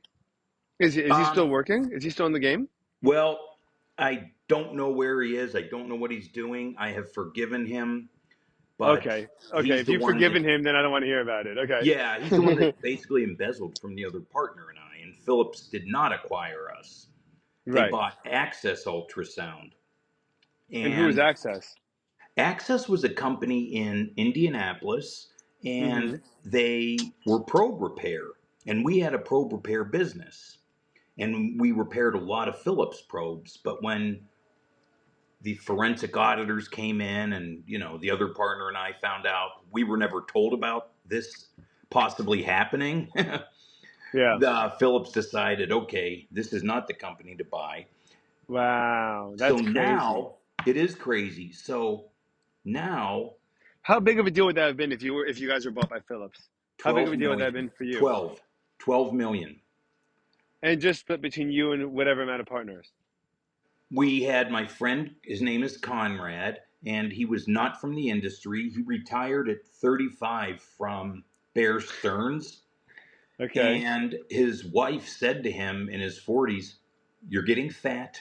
You watch TV on the couch. Just go do something." And the guy, he would go up to Wisconsin for 6 months straight, learn basically the business, saw the potential between our probe repair in Colorado and our system sales and probe Wait, sales in you did Waukesha. probe repair in you did probe repair in Colorado? Yeah, we had our own probe repair company. Yep. Colorado was where GE was, right?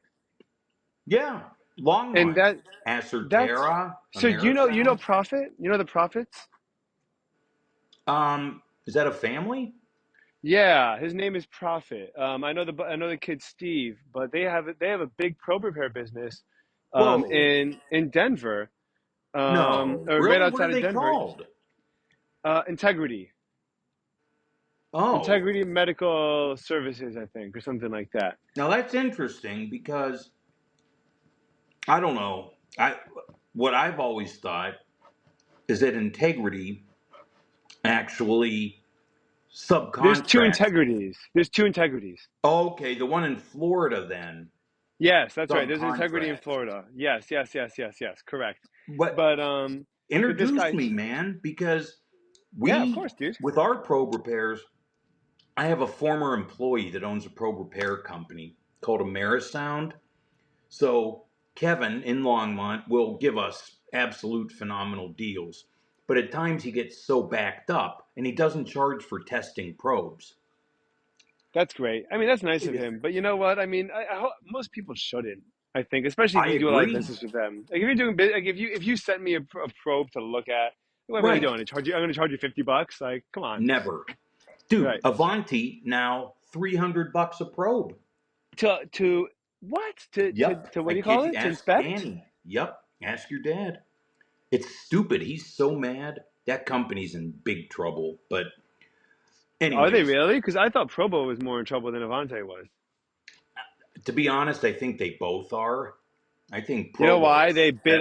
They bit off so much more than Oh, any company could chew. ever. And you know I what? mean, what they do, they each acquired like 10 businesses in like a year or something like that, right? Right. Yeah. Yeah. I mean, just from a business standpoint, like it doesn't make any sense how you'd be able to like get that big without having time to like learn how to operate as a company with that size. Well, there you go. And the different cultures and the different computer systems and Oh just a man. whole life change. And I've talked to some friends that were acquired by the Provo, and let's just say it's very challenging. Yeah. So, you know, um, so who knows? I mean, I Wait, believe, I'm sorry. yeah. So you were what do you call it? So you guys were about to get bought. You guys were about to get bought out. It didn't happen, right? I want to know. Yeah, I got a call from somebody I worked with at Phillips Okay. who was trying to find my former partner, and he goes, "Hey, Rubes, listen, I need last month's numbers and financials." And like the phone got silent, and I'm like, "Rich, or I don't understand what you're saying." Then he's like, "We are trying to buy your probe repair business." I said, Wow. "Really?" I said, "Guess what? Today, Conrad and I were about to sign on the dotted line with our partner. He wanted us to take over the ultrasound business, and he said the probe repair business was really hurting. That's what he did, and he tried to get us out, and he was going to take all the money, and he was Wow. going to make. I kid you not. Wow. Yeah, yeah. And then get this, he sued. Ready for this?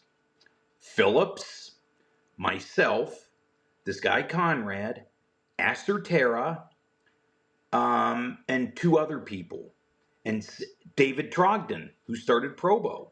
Wow, And yeah. But that yeah, guy's always been in trouble, I feel like. always.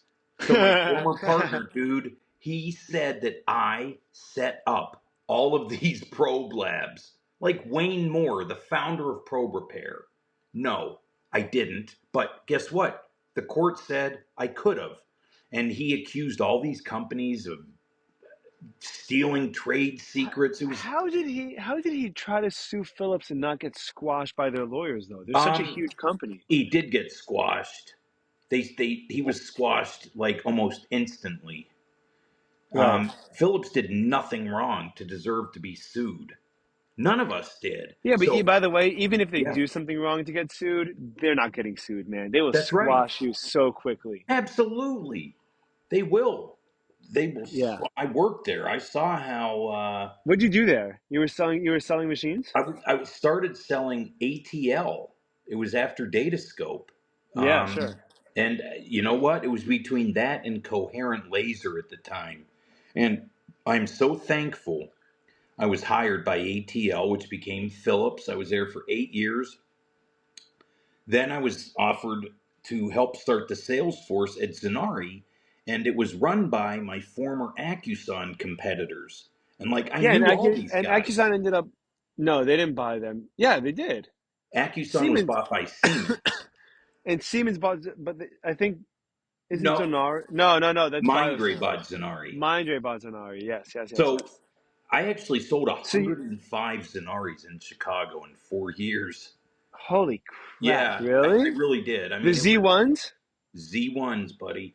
And I'll say this, I made more money at Zenari than I have ever made as an owner, if that So, tells you anything. Like, they paid a lot of money. But you know what? wow. I So why'd walked you away leave? from it. Here's why. My former partner flew me to meet the three biggest people in the industry at the time in third party ultrasound. Because when he asked me, I said, hey, no offense, man, but your side of the business is shady, because that's what the reputation was. As an OEM rep, we thought of people like that as like, oh my gosh, they're so shady and slimy. You come on the Right. other side like you and I look back on that part of the industry, that's worse. I mean, it is.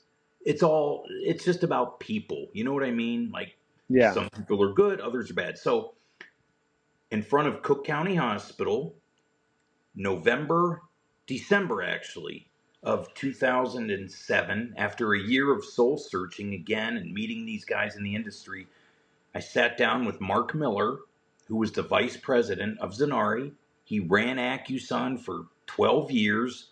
I would Wow. see him at shows. They used to try to recruit me. I mean, we had a very good relationship.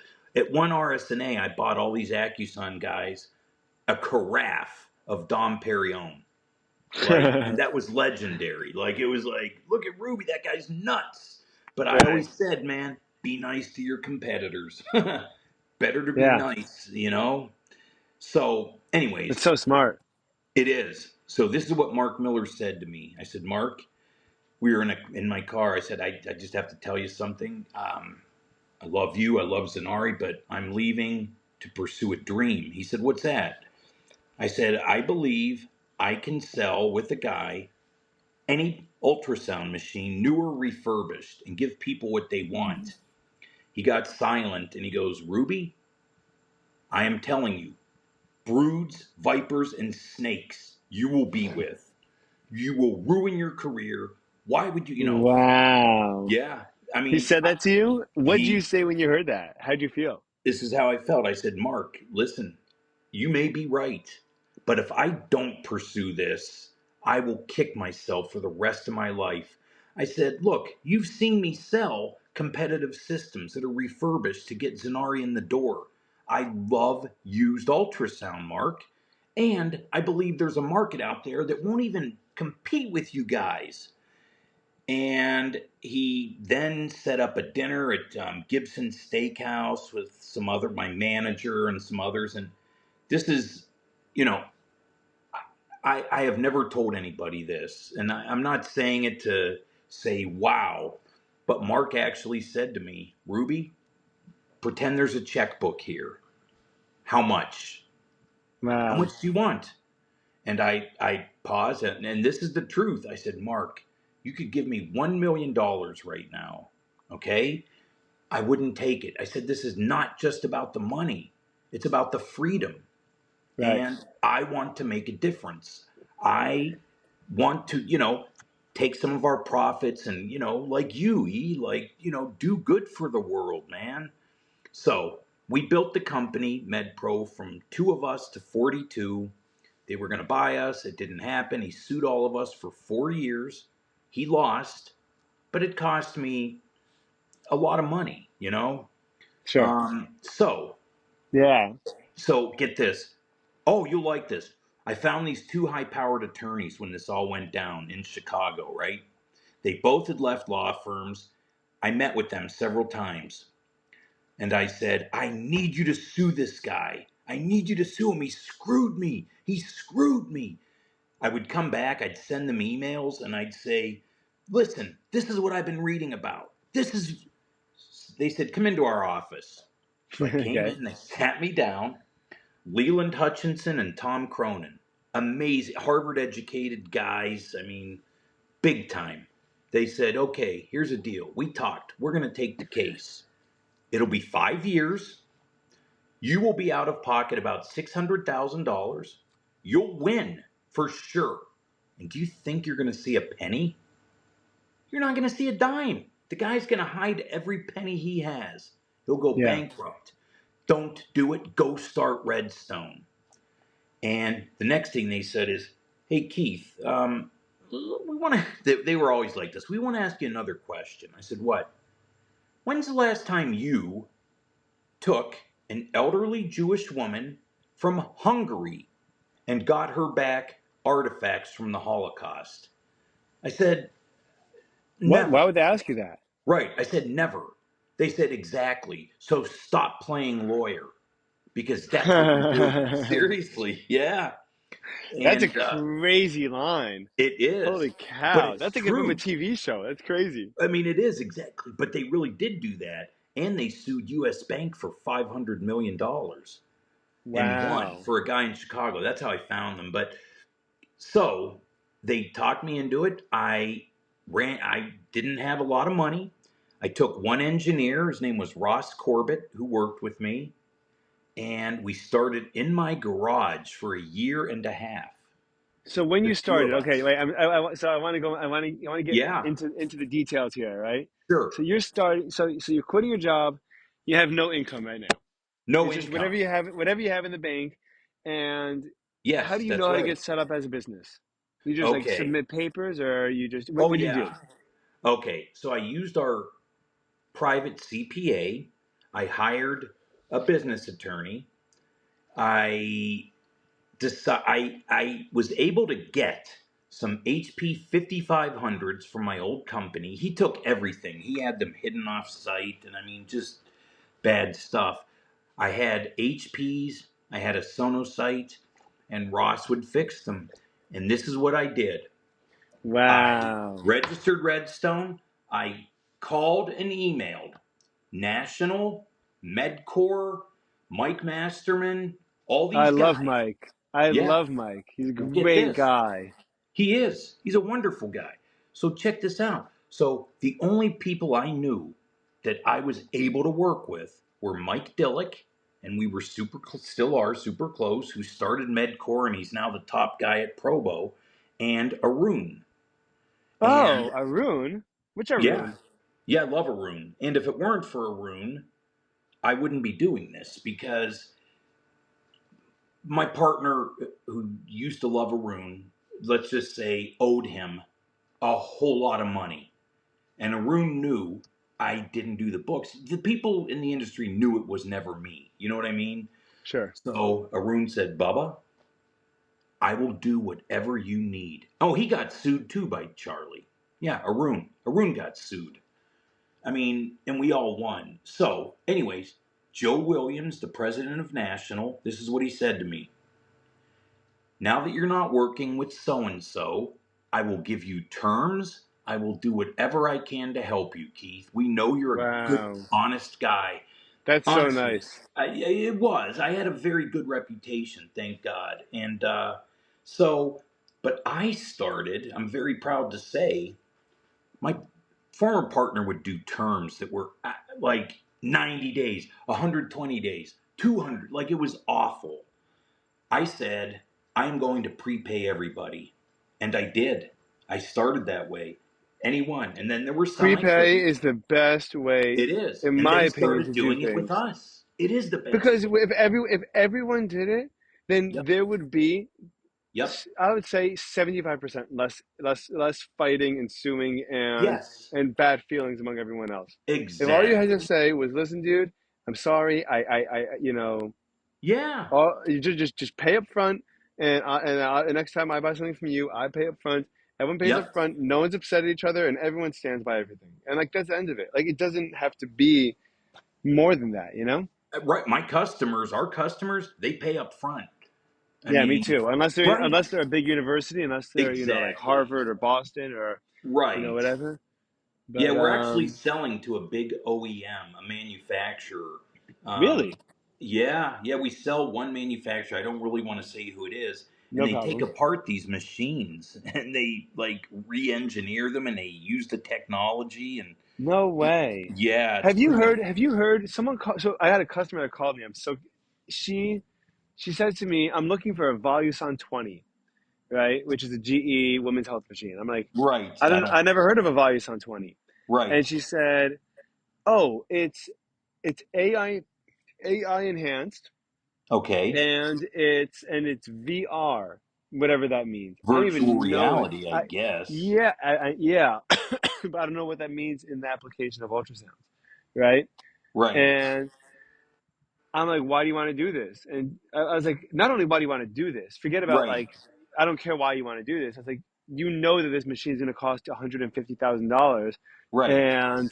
and women are going to come in. She was in Nevada somewhere, and I'm like, Right. women are going to come in. They're not going to pay you $200 to see a VR version of their AI baby. Like Never. I don't. I was like, I don't know if Never. I don't know why you would want to pursue this. She's like, I want to do it because no one else has done it, and it's a business idea that no one else did. So I Okay. think I could do it. Right. Good luck. Good You don't luck. think it's a good idea, huh? No, I tell these people, honest to goodness, if you want to do this, all you have to do is market HD Live. That's all you have to say, no matter what machine it is. Yeah. Go get a BT13 E8 and just start. It's your customers will be happy. Your competition isn't going I to say beg anything. them. By the way, I beg them the same thing. Yes, The difference between HD Live and a non HD Live machine, which is a feature that allows you to see your baby in 3D in real time, right, right? So like when you see a 3D picture of a baby and they're putting the ultrasound probe against your belly, you move the probe around, you can see the baby, and they see the baby in 3D real time. right, Now, that feature is I mean, it used to be a $15,000 feature. It's probably a $7,000 feature right. now, right? Yes, Between a machine that can't do it and a machine that does it is a $7,000 difference, right. right? And I tell all my customers that call me, they're starting a business. I'm like, you don't need it. Moms do not know what the difference is. That's A right. mom walking in, who's 24 years old for her first 3 month ultrasound or even her 6 month ultrasound is not going to care if her baby picture is in 3D or live 3D while it's moving around. That's She's not going to right. know the difference, you know? Yep. And I was like, I and for know. you who's starting up, $7,000 could be your rent for 3 months or 5 months, you know? Exactly. And I was Yep. like, We're so what would you rather do? consulting. You'd rather do that? Yeah. And I try to help them because these are small businesses that are just, I, Agreed. kn- how many businesses, what percent of businesses that start up fail? It's like, Um, yeah, we're part of a national group that starts these centers, okay. and I will tell you that probably 30 to 40% of them within 2 years are calling us to buy the machines back Yeah. because And they're, there's too so many. the statistic I believe is above 85% Oh of my good, businesses that close their doors within I think 2 or 3 years. unreal. Unreal. You So know, I wanted to, but of those 15% that continue, right. those probably have a much higher chance of doing well. Yeah, That's for you. sure. That's Redstone. You know, I mean that's my Well, dad. That's whoever.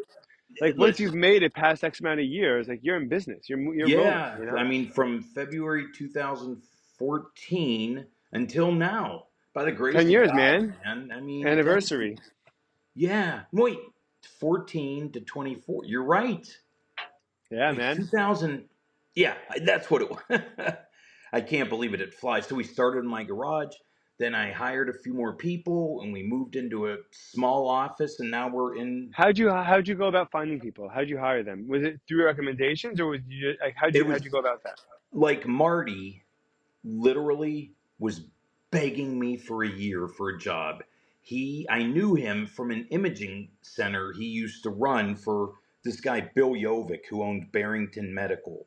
They did Okay. CT MRI, and he would always buy his ultrasound from me when I was at Mm-hmm. ATL in Zanari.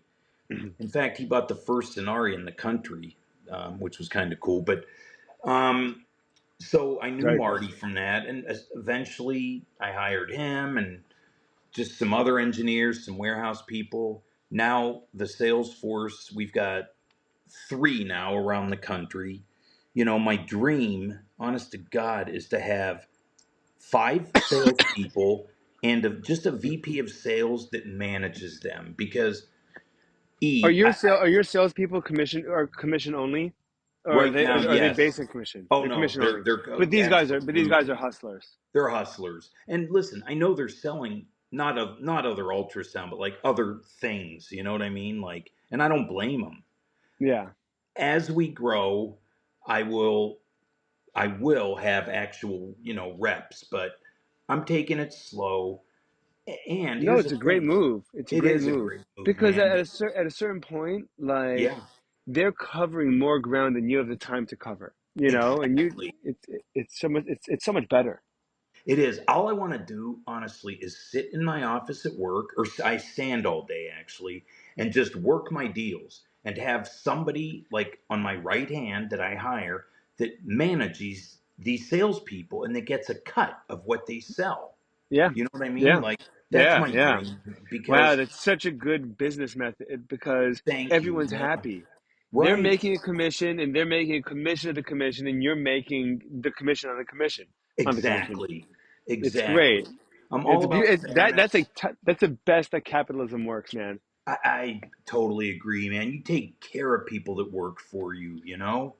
And then And one day they'll start their own company and they do business with right. you. You know, I mean, That's right. that's Absolutely. And, I'm very blessed. It's stressful owning a business, as you know. Um, but for me, I just absolutely love, I can say I truly love what I do. And it's not about the money. It's really not. The money follows. You know what I mean? sure. Like, um, but, I'm putting four kids through college, and Dude, it's crazy. it's It's crazy. incredible. Yeah. It's So, incredible. And the truth is that one of my biggest fears yeah, in general is I want to have a big family.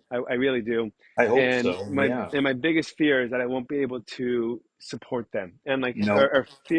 feel comfortable enough that I could even like have a big family. So let's say if I Nope. want to have six, seven, eight kids, you Right. know, to stop at three because I can't pay bills more than at that point. You know, like Okay. to I me understand that. that's the scariest thing to me.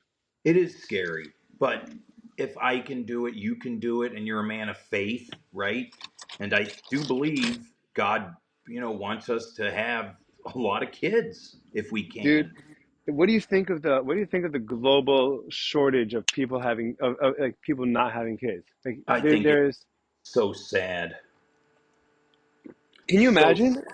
But can you also I mean, yeah, man. I don't I don't think we're know. overpopulated, man. I don't buy that. No. You No, man. know? It doesn't make any sense. We're None. having less kids than ever. Exactly. They are. I think with you, whatever happens, happens. You will be taken care of. God will provide. You're talented. It'll work out. I'm not even concerned. I'm telling you. I understand the concern, but we're not supposed to worry, man, you know? and worry about the Yeah. future. It's So and you know, it's yes, interesting. I was talking to a friend of mine, yeah, and we're talking about how um, how 1,000 years ago or 1,500 years ago, yeah, people were just living, even not even that long ago. Let's say even 500 years ago or 1,000, 500 years ago, people were living to people were just living to feed their families and not die. Like that was their lives, right? Like right, they would hunt or they would just gather food and then they would be safe and then they'd have kids and they'd move on with their lives, right?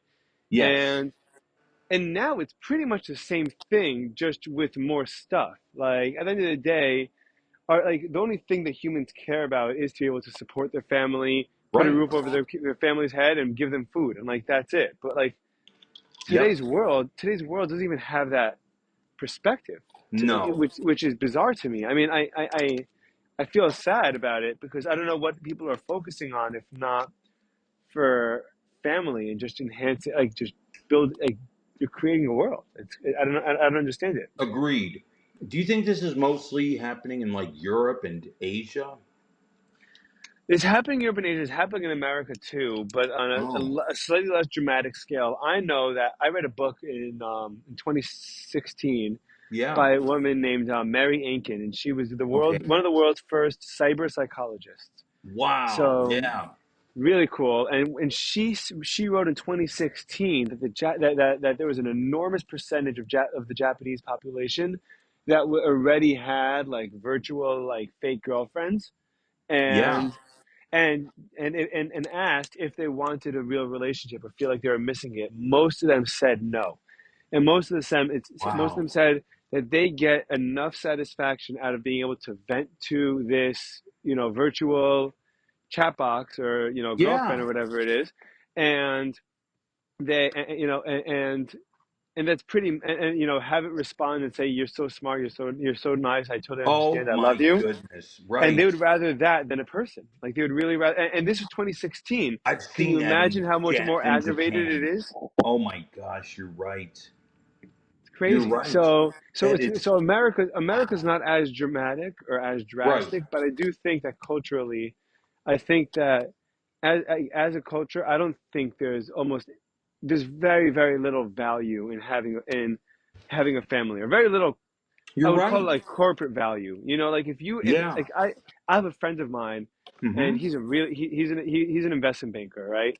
And Wow. this guy works crazy hours, That's 70, right. 80 hours a week, Yep. and he has a kid, and he had an interview, and the person said in the interview, um, I see over here, I heard you have you're a family man, you have a wife and a kid. He's like, are you having a second kid? And he's like, what do you mean? Yeah, I hope so. He goes, because we would just Yeah. want, and you know when is what the interviewer asked. He's like, Oh my when? goodness. And the guy's like, yeah, we want to make sure that, that having another baby won't distract you from the job. And like, Oh. like, can you imagine that that's what corporate companies or big companies in New York are asking their Oh applicants? yeah. I Like can believe we're it. discour like some people are embarrassed Sure. to say that they're a mom. People are embarrassed to say that they have kids Oh when my they're goodness. 24, 25 years old, because that means that they're not career oriented enough. And the problem is Wow. that That's so we're sad. missing time. We're missing, I mean, it's sad, Absolutely. man. That's what it's all about. And it's funny because Zach told me the path that he wants to take, and that is to get an internship. And he's made some connections in one of these banks, financial What's he studying? institutions. He's studying economics at Boston College. Cool. He's Okay. really bright, yeah. I mean, he got in by the skin of his teeth, but he loves he no, he doesn't love it there. He had a challenging first year, but he made a lot of friends, got straight A's, and he's going back. But he wants to be eventually a private equity guy. So Cool. so like he has to start in investment banking. And Right. I have a nephew that works for Morgan Stanley, my brother-in-law's son, Henry, who's brilliant. Love the kid, but he's in New York, and you're right. It's 80 Dude, to 100 hours. And and it's crazy Zach's because they're like competitive with each nonstop. other about it. Yeah, Right. dude. If Zach gets a job with them, You're not Yeah, speaking to him all summer, dude. he said it. Yep, and it's He's like, I'm sad. not going to talk. It's yeah. Yep, you're right. There's a great HBO show. Actually, it kind of starts off better than I mean, they just released a third season. It's called Industry, and it's about the investment banking world. Oh, Um, I I don't I've heard that people love it and people hate it, but apparently the reason why people hate it is because there are people in the industry that feel like it's too revealing. You know, the same reason why the mafia hated Sopranos or The yes, Godfather. You know, like you exactly. can't tell too many people about us, man. Right. It's true. Did- And the people are not the warmest people in that industry. You It's know, tough, dude. a It's lot of tough. arrogance. Yeah. Yeah, And you have yeah, to be yeah. thick I mean, skinned for it'd be tough sure. to be. It's tough to sell to them. Yeah, it's a whole different dynamic. It's more of a power dynamic between people. It's Right. between someone looking at someone else and saying, "I have more power than you," and Right. then you have to intimidate them and say, "I'm not afraid of your power. I have plenty of power too." Right. Whereas a regular salesperson like you or me are Right. trying to actually find common ground with our customer, and oh yeah, Keith, Exactly. you're from Chicago. I went to Wrigley Fields for the first time like last Yep. month, You know how it and is. Yep. you're building a relationship. In New York, you're just trying to like overpower everyone around you. It's crazy. Right. I know. Hey, so speaking of that, I wanted to ask you quickly because I'm just fascinated by this. So, did you grow up on Long Island or in the city? Neither. Um, Neither. Neither. I grew up in a town called Rockland County, or in a county called Rockland County, in a town called Yeah. Wesley Hills, and it's about 35 minutes, 20 Yeah. miles north of Manhattan, I just had north. Long no Island is idea. east, yeah, and it's basically, I mean, people used to call it the country, Yeah. and it was considered upstate New York a couple, Oh my probably goodness. 20, No 25 years way. ago. Wow. But It doesn't yeah, seem like upstate. So, but so everyone worked in the city, right? a lot, yeah. And you A know lot. what? And as the years go by, Yeah. the traffic builds up, the commute gets worse. And Right. I personally did it. There was one summer when I was in college, I worked. There's two summers actually. One summer I drove in because I was working on a construction site for a real estate developer, Wow. and on the Upper East Side, and because construction always starts early, I had to be out of the house at 5 a.m. Oh I'd my wake up at goodness. 4:30. I'd get out of the house by 5 to be Yeah. on the site at 5:45 when the workers are supposed to start getting there. Wow. And I drove in. The commute was no problem. And then the day would end at 2 or 3, and coming home Yeah. you'd miss rush hour because. Right. Um, but then the next summer I was a real estate agent, and dude, I cannot tell you how difficult and challenging of Oh. a job being a Uh, New York real estate I, agent is. I that I couldn't even fathom how difficult it would be. The people are tough, the market Yep. is tough, the people Yep. that you work with are constantly trying to stab you in the back because if Oh. they could take your customer, they take your commission. It doesn't make a difference as to whether or not you guys work together. And so Oh. you're not only dealing with, like, imagine if you and Marty were competing for leads, Yeah. and Marty would find out who your leads were and then schedule separate appointments to close another machine. I mean, Well, that's really what it was. It was, so I'd have a customer and I'd have an oh, I see apartment, what you're saying. and Yeah. the guy would reach out to the customer and be like, "Listen, I have another really great apartment that just came on the market that fits your specs. It's within your budget. Let's go check it out right now." Oh my Right? gosh. Boom, gone. I closed one deal that summer out Yeah. of dozens and dozens, I'm and sure. my coworker closed probably I think seven or eight more than me. He was ruthless, and I'm not confrontational. You No, know. exactly. Now, I will say, from an outsider looking in and from having visited many times, I do have this kind of romantic fantasy dream of like when I retire, like getting a little apartment above some jazz club. You know what I mean? And like Oh yeah, there's dude. snow on the ground, the light snow and the lights, and I start smoking cigarettes again, but that's it. And I Do you miss mean, cigarettes? oh, I love them, but it's part of. I haven't for years. I mean, I got hypnotized 4 years ago when I was vaping like a fiend for a decade. But You were vaping. Wait, you were vaping first? You were vaping after the cigarettes, and then you got hypnotized to stop vaping or to stop cigarettes or both? well, I stopped cigarettes. So I have narcolepsy, right? No. You didn't know that. No, I Oh, didn't. do you know what it is? That's where you, that's where you fall asleep, right? Yeah, it's a sleep Wow. wake disorder. I'd love you to read about it. Yeah, It's okay. so I I think Janice Soprano dated someone that had narcolepsy in the Soprano show. oh really? Yeah, you don't I remember think that? I think I The Christian rock boyfriend? yes, I do remember. Yep. Yep. Okay. That's right. Well, there's a little, like myths about narcolepsy. Like if you and I were in public having coffee, I would never like just get knocked out and fall asleep, right? Right. But what does happen is I get these sleep attacks. So I stand up all day at work, like for 8 hours, right? When I sit down, I'm out. And I do have to do that like 3 times a day. It just hits me. It's like 20 Wow. minutes. And 20 minutes at a time. It's power naps. It's power naps. And I have been on Adderall for many No years. way. You take Adderall? Dude, I've taken it. Susan made me get tested for ADHD. Yeah. I took it. The psychiatrist was like, "Yes, like 100%," and I do. Okay. My whole family does, and I never abused it. Never, not even once. Yeah, So for sure. But yeah, do you feel I totally different when you're on it? Like, do you feel like a well, different human being?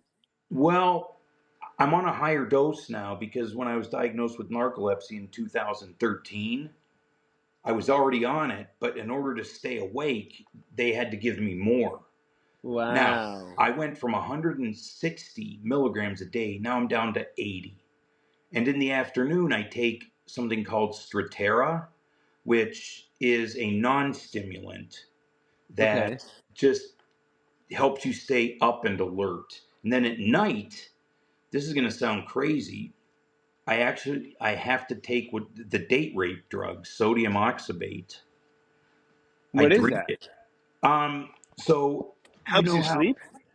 well, here's what it does. When you have narcolepsy, and we sleep, I only go into a light sleep and I go right into REM sleep. So I start Okay. dreaming like the second I fall asleep. And my whole circadian rhythm is just broken. So what this does is you drink like I'm on 4 milligrams and it's powder and you mix it with water, you shake it for a minute, then you drink it. Then you fill Okay. it again, just the empty cup, drink it again, and you're supposed to go to bed. What it does is, when I go to bed, first of all, I don't need it because when I lay down, I'm out. Right. But this will get me into a deep sleep. So this is what So, oh, it's people so use to interesting. rape women. Yeah, Right. like supposedly Bill Cosby. Um, I could sell. I have so many bottles of this. I could sell it to and become a millionaire. But like, I'd be Dude. too afraid because someone could die, man.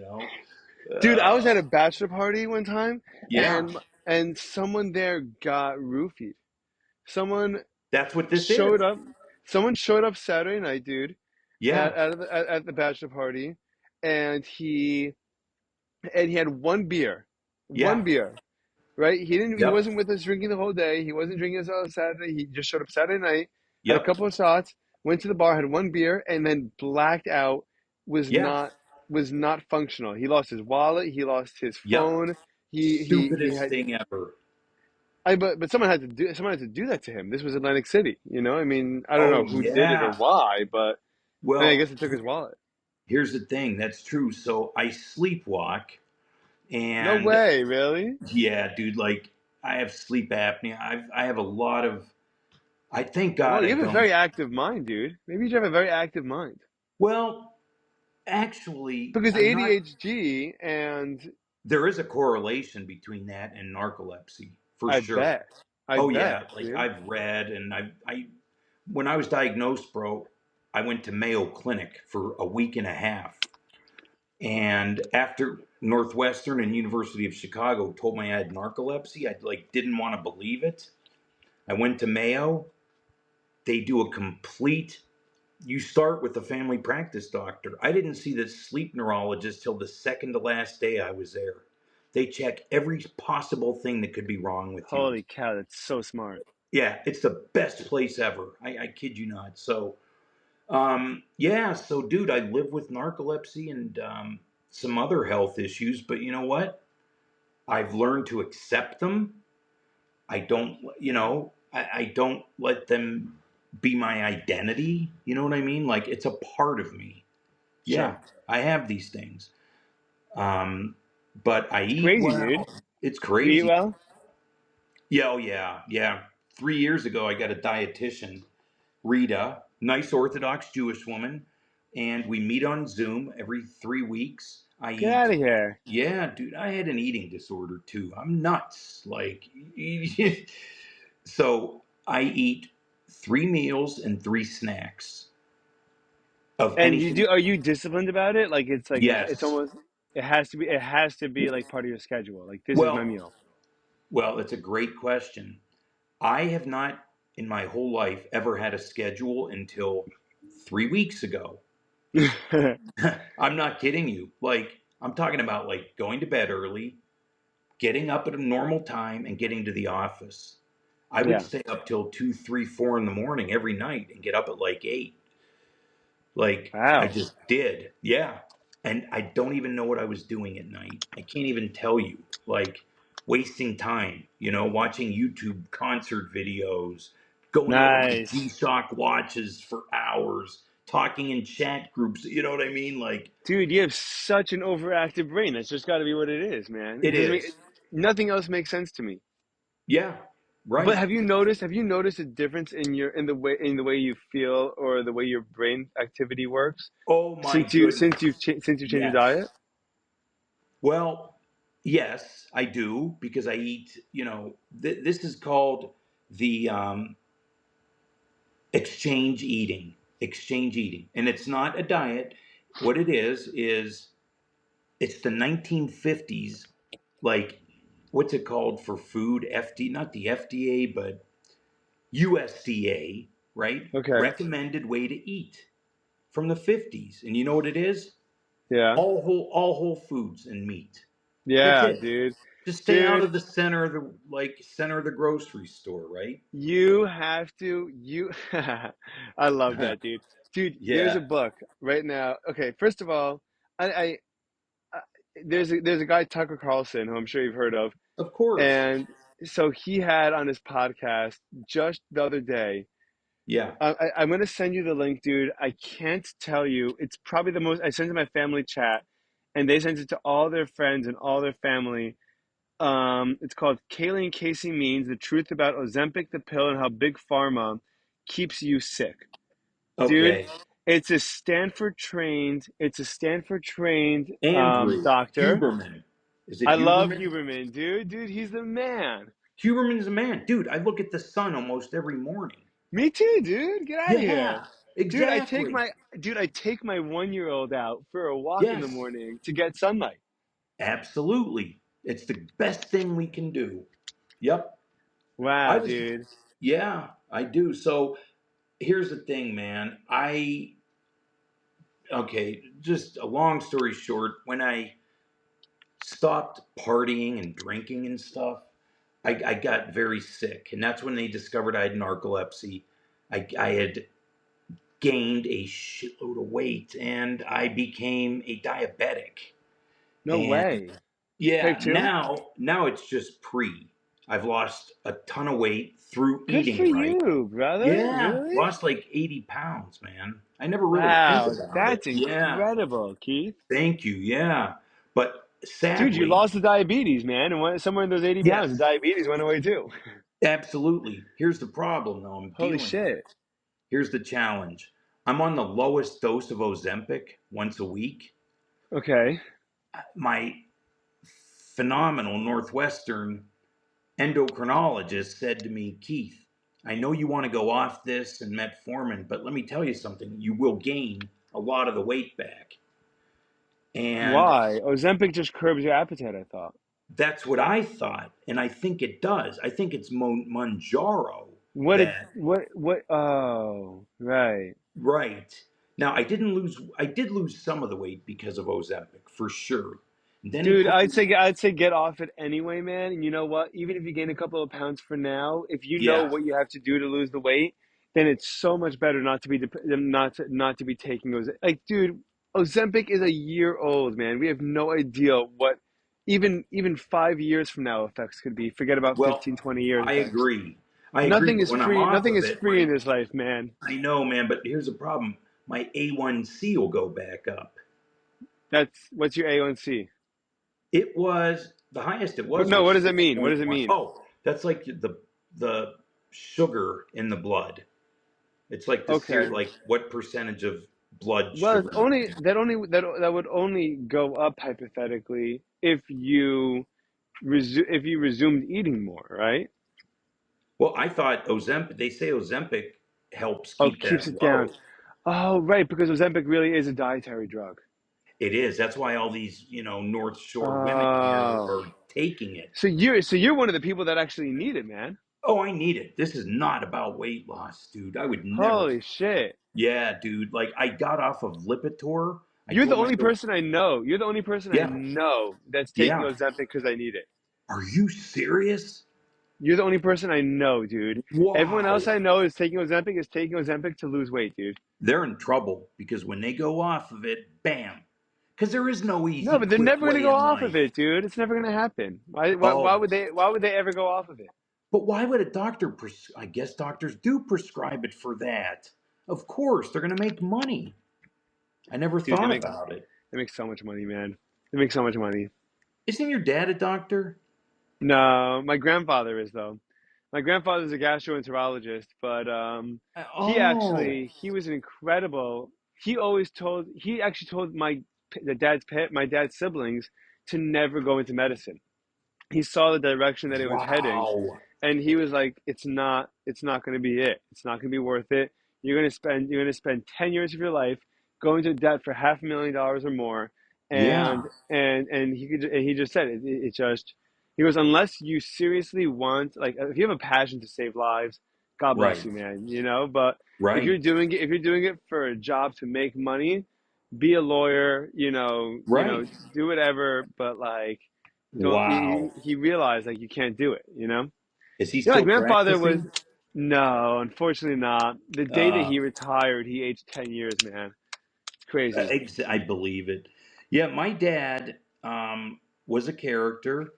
He created I think I told you, the Arby's Derby hat No, logo. no Oh, way. yeah. Your Yeah, dad did? my dad What? did. Yeah, he had the account. Arby's started outside of Youngstown, Ohio, man. And my dad in the 60s, late 60s in advertising, had the account. They didn't pay him one time and he dropped it. And look what they've Right. become. Um, Wow. my dad ran political campaigns. I met Evil Knievel. I have pictures with Wow. Minnesota Twins like Rod Carew, the black Jewish guy, my hero in Wow, dude. Yeah, of baseball. course. I met Ted Kennedy. I mean, a lot of famous people. My dad was just one of those guys that, if you could even find him on YouTube on the Phil Donahue show, Get out of here, really? being called a Jew by former Congressman James Trafficant. And you should read about Trafficant. He was in the mob. He got busted. He went to jail. Yep, got kicked out of Well, dude, my Congress. my my grandfather used to see what's his name? The Jewish mobster. Meyer Lansky. Meyer Lansky he had a little puppy that he'd walk up and down 41st Street in Miami Beach. And Wow. so, dude, it's a great story actually. My grandfather, when he was younger, I mean, he grew up. I think he volunteered in Vietnam, Right. and then went to med school. So that must have been Wow. that must have been the early 70s, right? Yeah. So he gets to New York. It's the mid to late 70s. He's in med school, and this guy walks in with his father. He walks in and he's an Italian guy. And he goes, Doc, Doc, my father, he's sick. You got to take care of him, Doc. Yeah. And and my grandfather's like, listen, like I'm a gastroenterologist. I don't know how I'm going to help your father, but okay. So he, like Yeah. this guy looks legit. He looked like a mafia guy, Right. Yeah. and so he was like, okay, we'll have someone take a look at your father, right? And Yeah. he just went back to his business, didn't think about it again, right? Just went back to his Wow. day, forgot about the guy. Later on that night, especially when they were working in the hospital and you were young doctors, they would have a room on the top floor or one of the upper floors of the hospital where all the doctors would sleep and bunk there, right? Yeah. Because they were Right. doing over. So, so in the middle of the night, my grandfather's sleeping. It's 2, 3 o'clock in the morning, and someone knocks on the door, and you can't get in unless you have your, I guess your doctor ID or whatever. And he goes, who is, what's going on? And he goes, Doc, it's Jimmy, Doc, it's Jimmy. And he goes, oh my God. Uh, And my grandfather thinks this guy's dad died and he thinks it's my fault and he thinks I didn't take care of his dad. He's going to kill me. That's what oh my my grandfather's thinking. He's gosh. thinking I'm 28 years old. I have 2 kids at home. My wife's Oh. gonna find out that I was shot by Jimmy the mafia guy, you know. And my grandfather Wow. goes and his stomach's in butterflies and he opens the door and Jimmy goes, Doc, my father's all the better. Thank you. Thank you. And he gives him a hug. He Oh. gives him a kiss on both cheeks. And he Right. goes, Right. Doc, you're Jewish, right? He goes, yeah. He goes, bring it in, boys. And they went to like a kosher deli in Brooklyn and they bought the place out. And Oh they woke my up all the doctors on goodness. the floor. They were all eating deli sandwiches and hot dogs. And That is so amazing. dude, That is so yeah, cool. man. When do you ever Oh hear my stories like that goodness. anymore, man? When do you ever hear stories like that?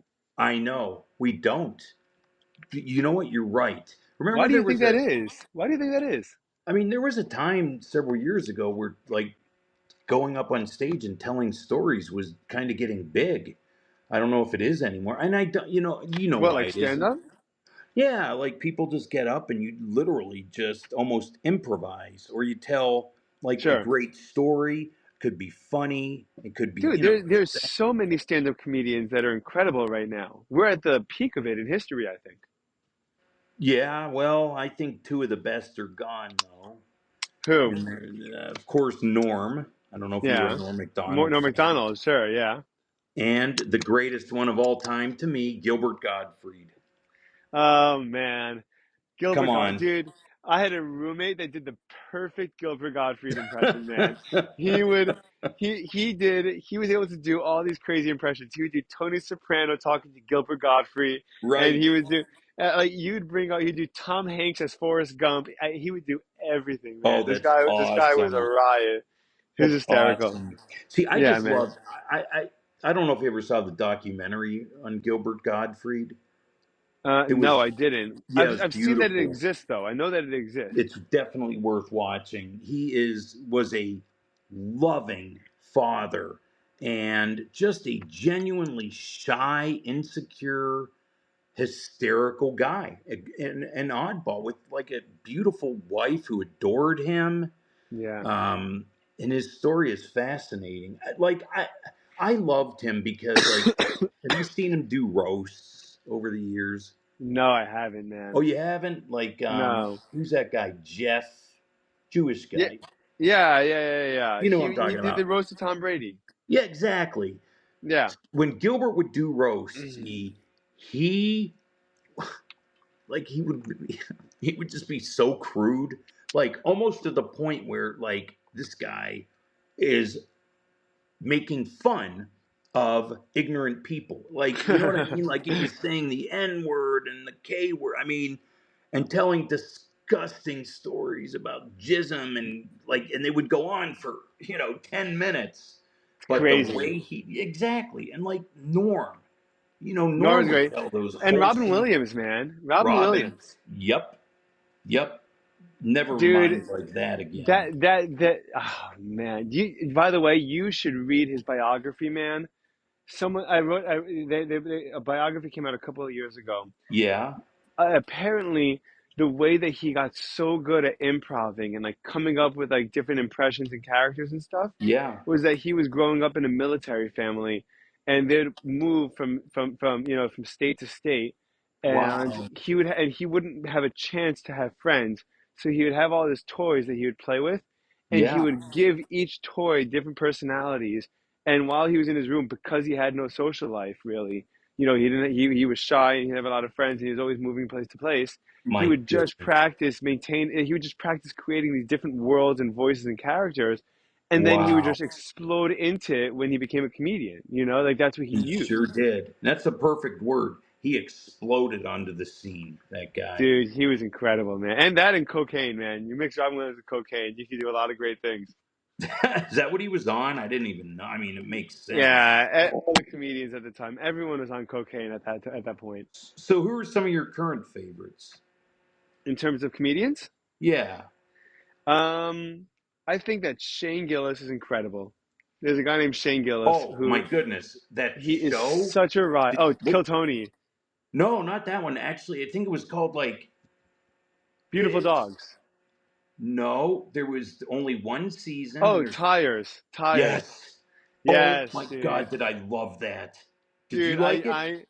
I I loved it, dude, because you know why? It That's the captures the it best. captures the small family business and Yes. like so beautifully, dude. It's so funny. Oh, I love him. So I'll have to check out his stand up. Dude, his stand up I can't I probably watched it 5 or 6 times that routine Wow. on Netflix, and I watch it with different friends, and it always ends with everyone just crying of laughter. Just absolutely, absolutely. And then so I love him. I Okay. love John Mulaney.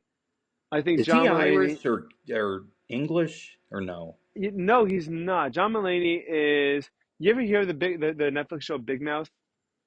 No.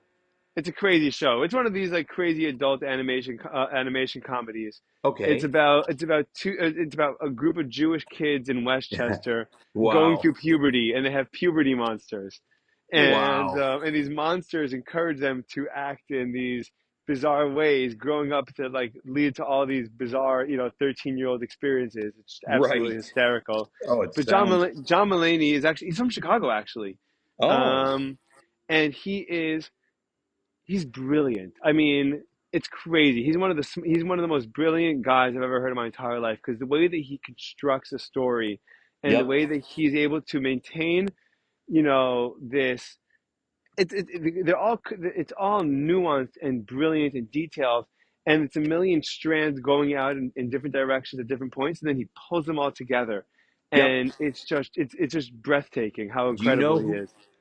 He reminds me of, and this guy is before your time, but do you know who Chris Elliott is? No, I don't.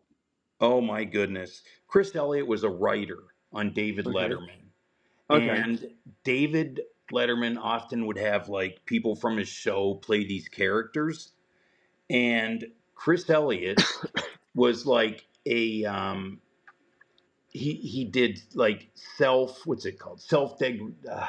Degradation. Yeah, self degradation. He played a guy, the man under the stairs, but like he would come out and you have to watch it and like the audience would clap and he would like do this bow like he's famous and he'd do the kisses and one time he came out dressed up as Jay Leno and That's he had the so big funny. How chin. recently is this? Oh, this is long your dad in my time, like in the 90s and 80s. Nice, nice, You nice, have to nice. check him out though. He I is will, one of the dude. funniest people. Type in Chris Elliott, David Letterman. Do you remember I'll that look it show up. with Eugene Levy that was out a few years ago that was huge? About they moved into a hotel, they lost their money, they had a gay son and a beautiful daughter, and Eugene Levy. It was a Um, huge show. Schitt's Creek. Comedy. Yes. Schitt's Did you Creek, watch dude. it? I did not watch it. I've heard that I would Oh, love it though, dude. I've heard from my friends Chris that I would Elliott plays the love it. mayor. Chris Oh Elliott's the yeah. mayor. You have to watch it. You, I I mean, I 100%. I promise you. I'm going It's to. It's on Netflix. It's a Netflix show, I think. yeah. It makes you feel good. It's one of those like comedies. You just feel good watching it. Yeah, dude. You know what? The truth is that I'm happy Yeah. and you can that first of all, I think comedies have been starting to make a comeback, which is really great. Right. And because we haven't really had great comedies since like the between 2005 and 2012. Right. Like we haven't had great comedies, and we're starting to get them again. And I think, by the way, it's so interesting because comedians they like kind of keep our social system in check, and like their observations and making fun of, Right. like socio like so like social, political, economic, whatever, like when they make fun of everything, it keeps everything kind of grounded and real. And Agreed. it's really really it's really cool because like, and then it's funny because like I've been to comedy shows before Yeah. where where I've had, and like it was all, and I had Jewish jokes made fun of me, so when they see my, Yeah. I'm wearing a yarmulke or Oh whatever, man. and I sit there and I'm like, you know what, like this guy's just being funny, man. This guy is Right. not trying to harm anyone. Like I felt that you feel a little defensive at first, and you're like, you know what, like he would do this to anyone. He would do this to anyone else. It's just to keep things in check. Excuse me. I'm sorry. My son Zach just came in and gave me a No loving problem. hug. All Love you right. too, Zach. God bless you. Thank you, buddy. Yeah, he's off tomorrow. Yeah, dude. I, Dude, go say go. You can go talk to him, man. We can call it here, and I'm gonna get you yeah, back. Well, I'll get you back on again because yeah. it's a I lot of want to fun. come back if you'd Dude, have if me. you had fun with this, then Oh, I'll have you back on in a minute. dude, it was a blast. Awesome, dude. I Okay. loved it. So let's So talk let's be in touch, this week. dude. You got it. We'll probably talk tomorrow. That And sounds good good, luck man. saying goodbye to Zach, man. I'll catch you I later. will. You're the All right, best, man. Thanks all for right. having me. Of course, dude. Bye.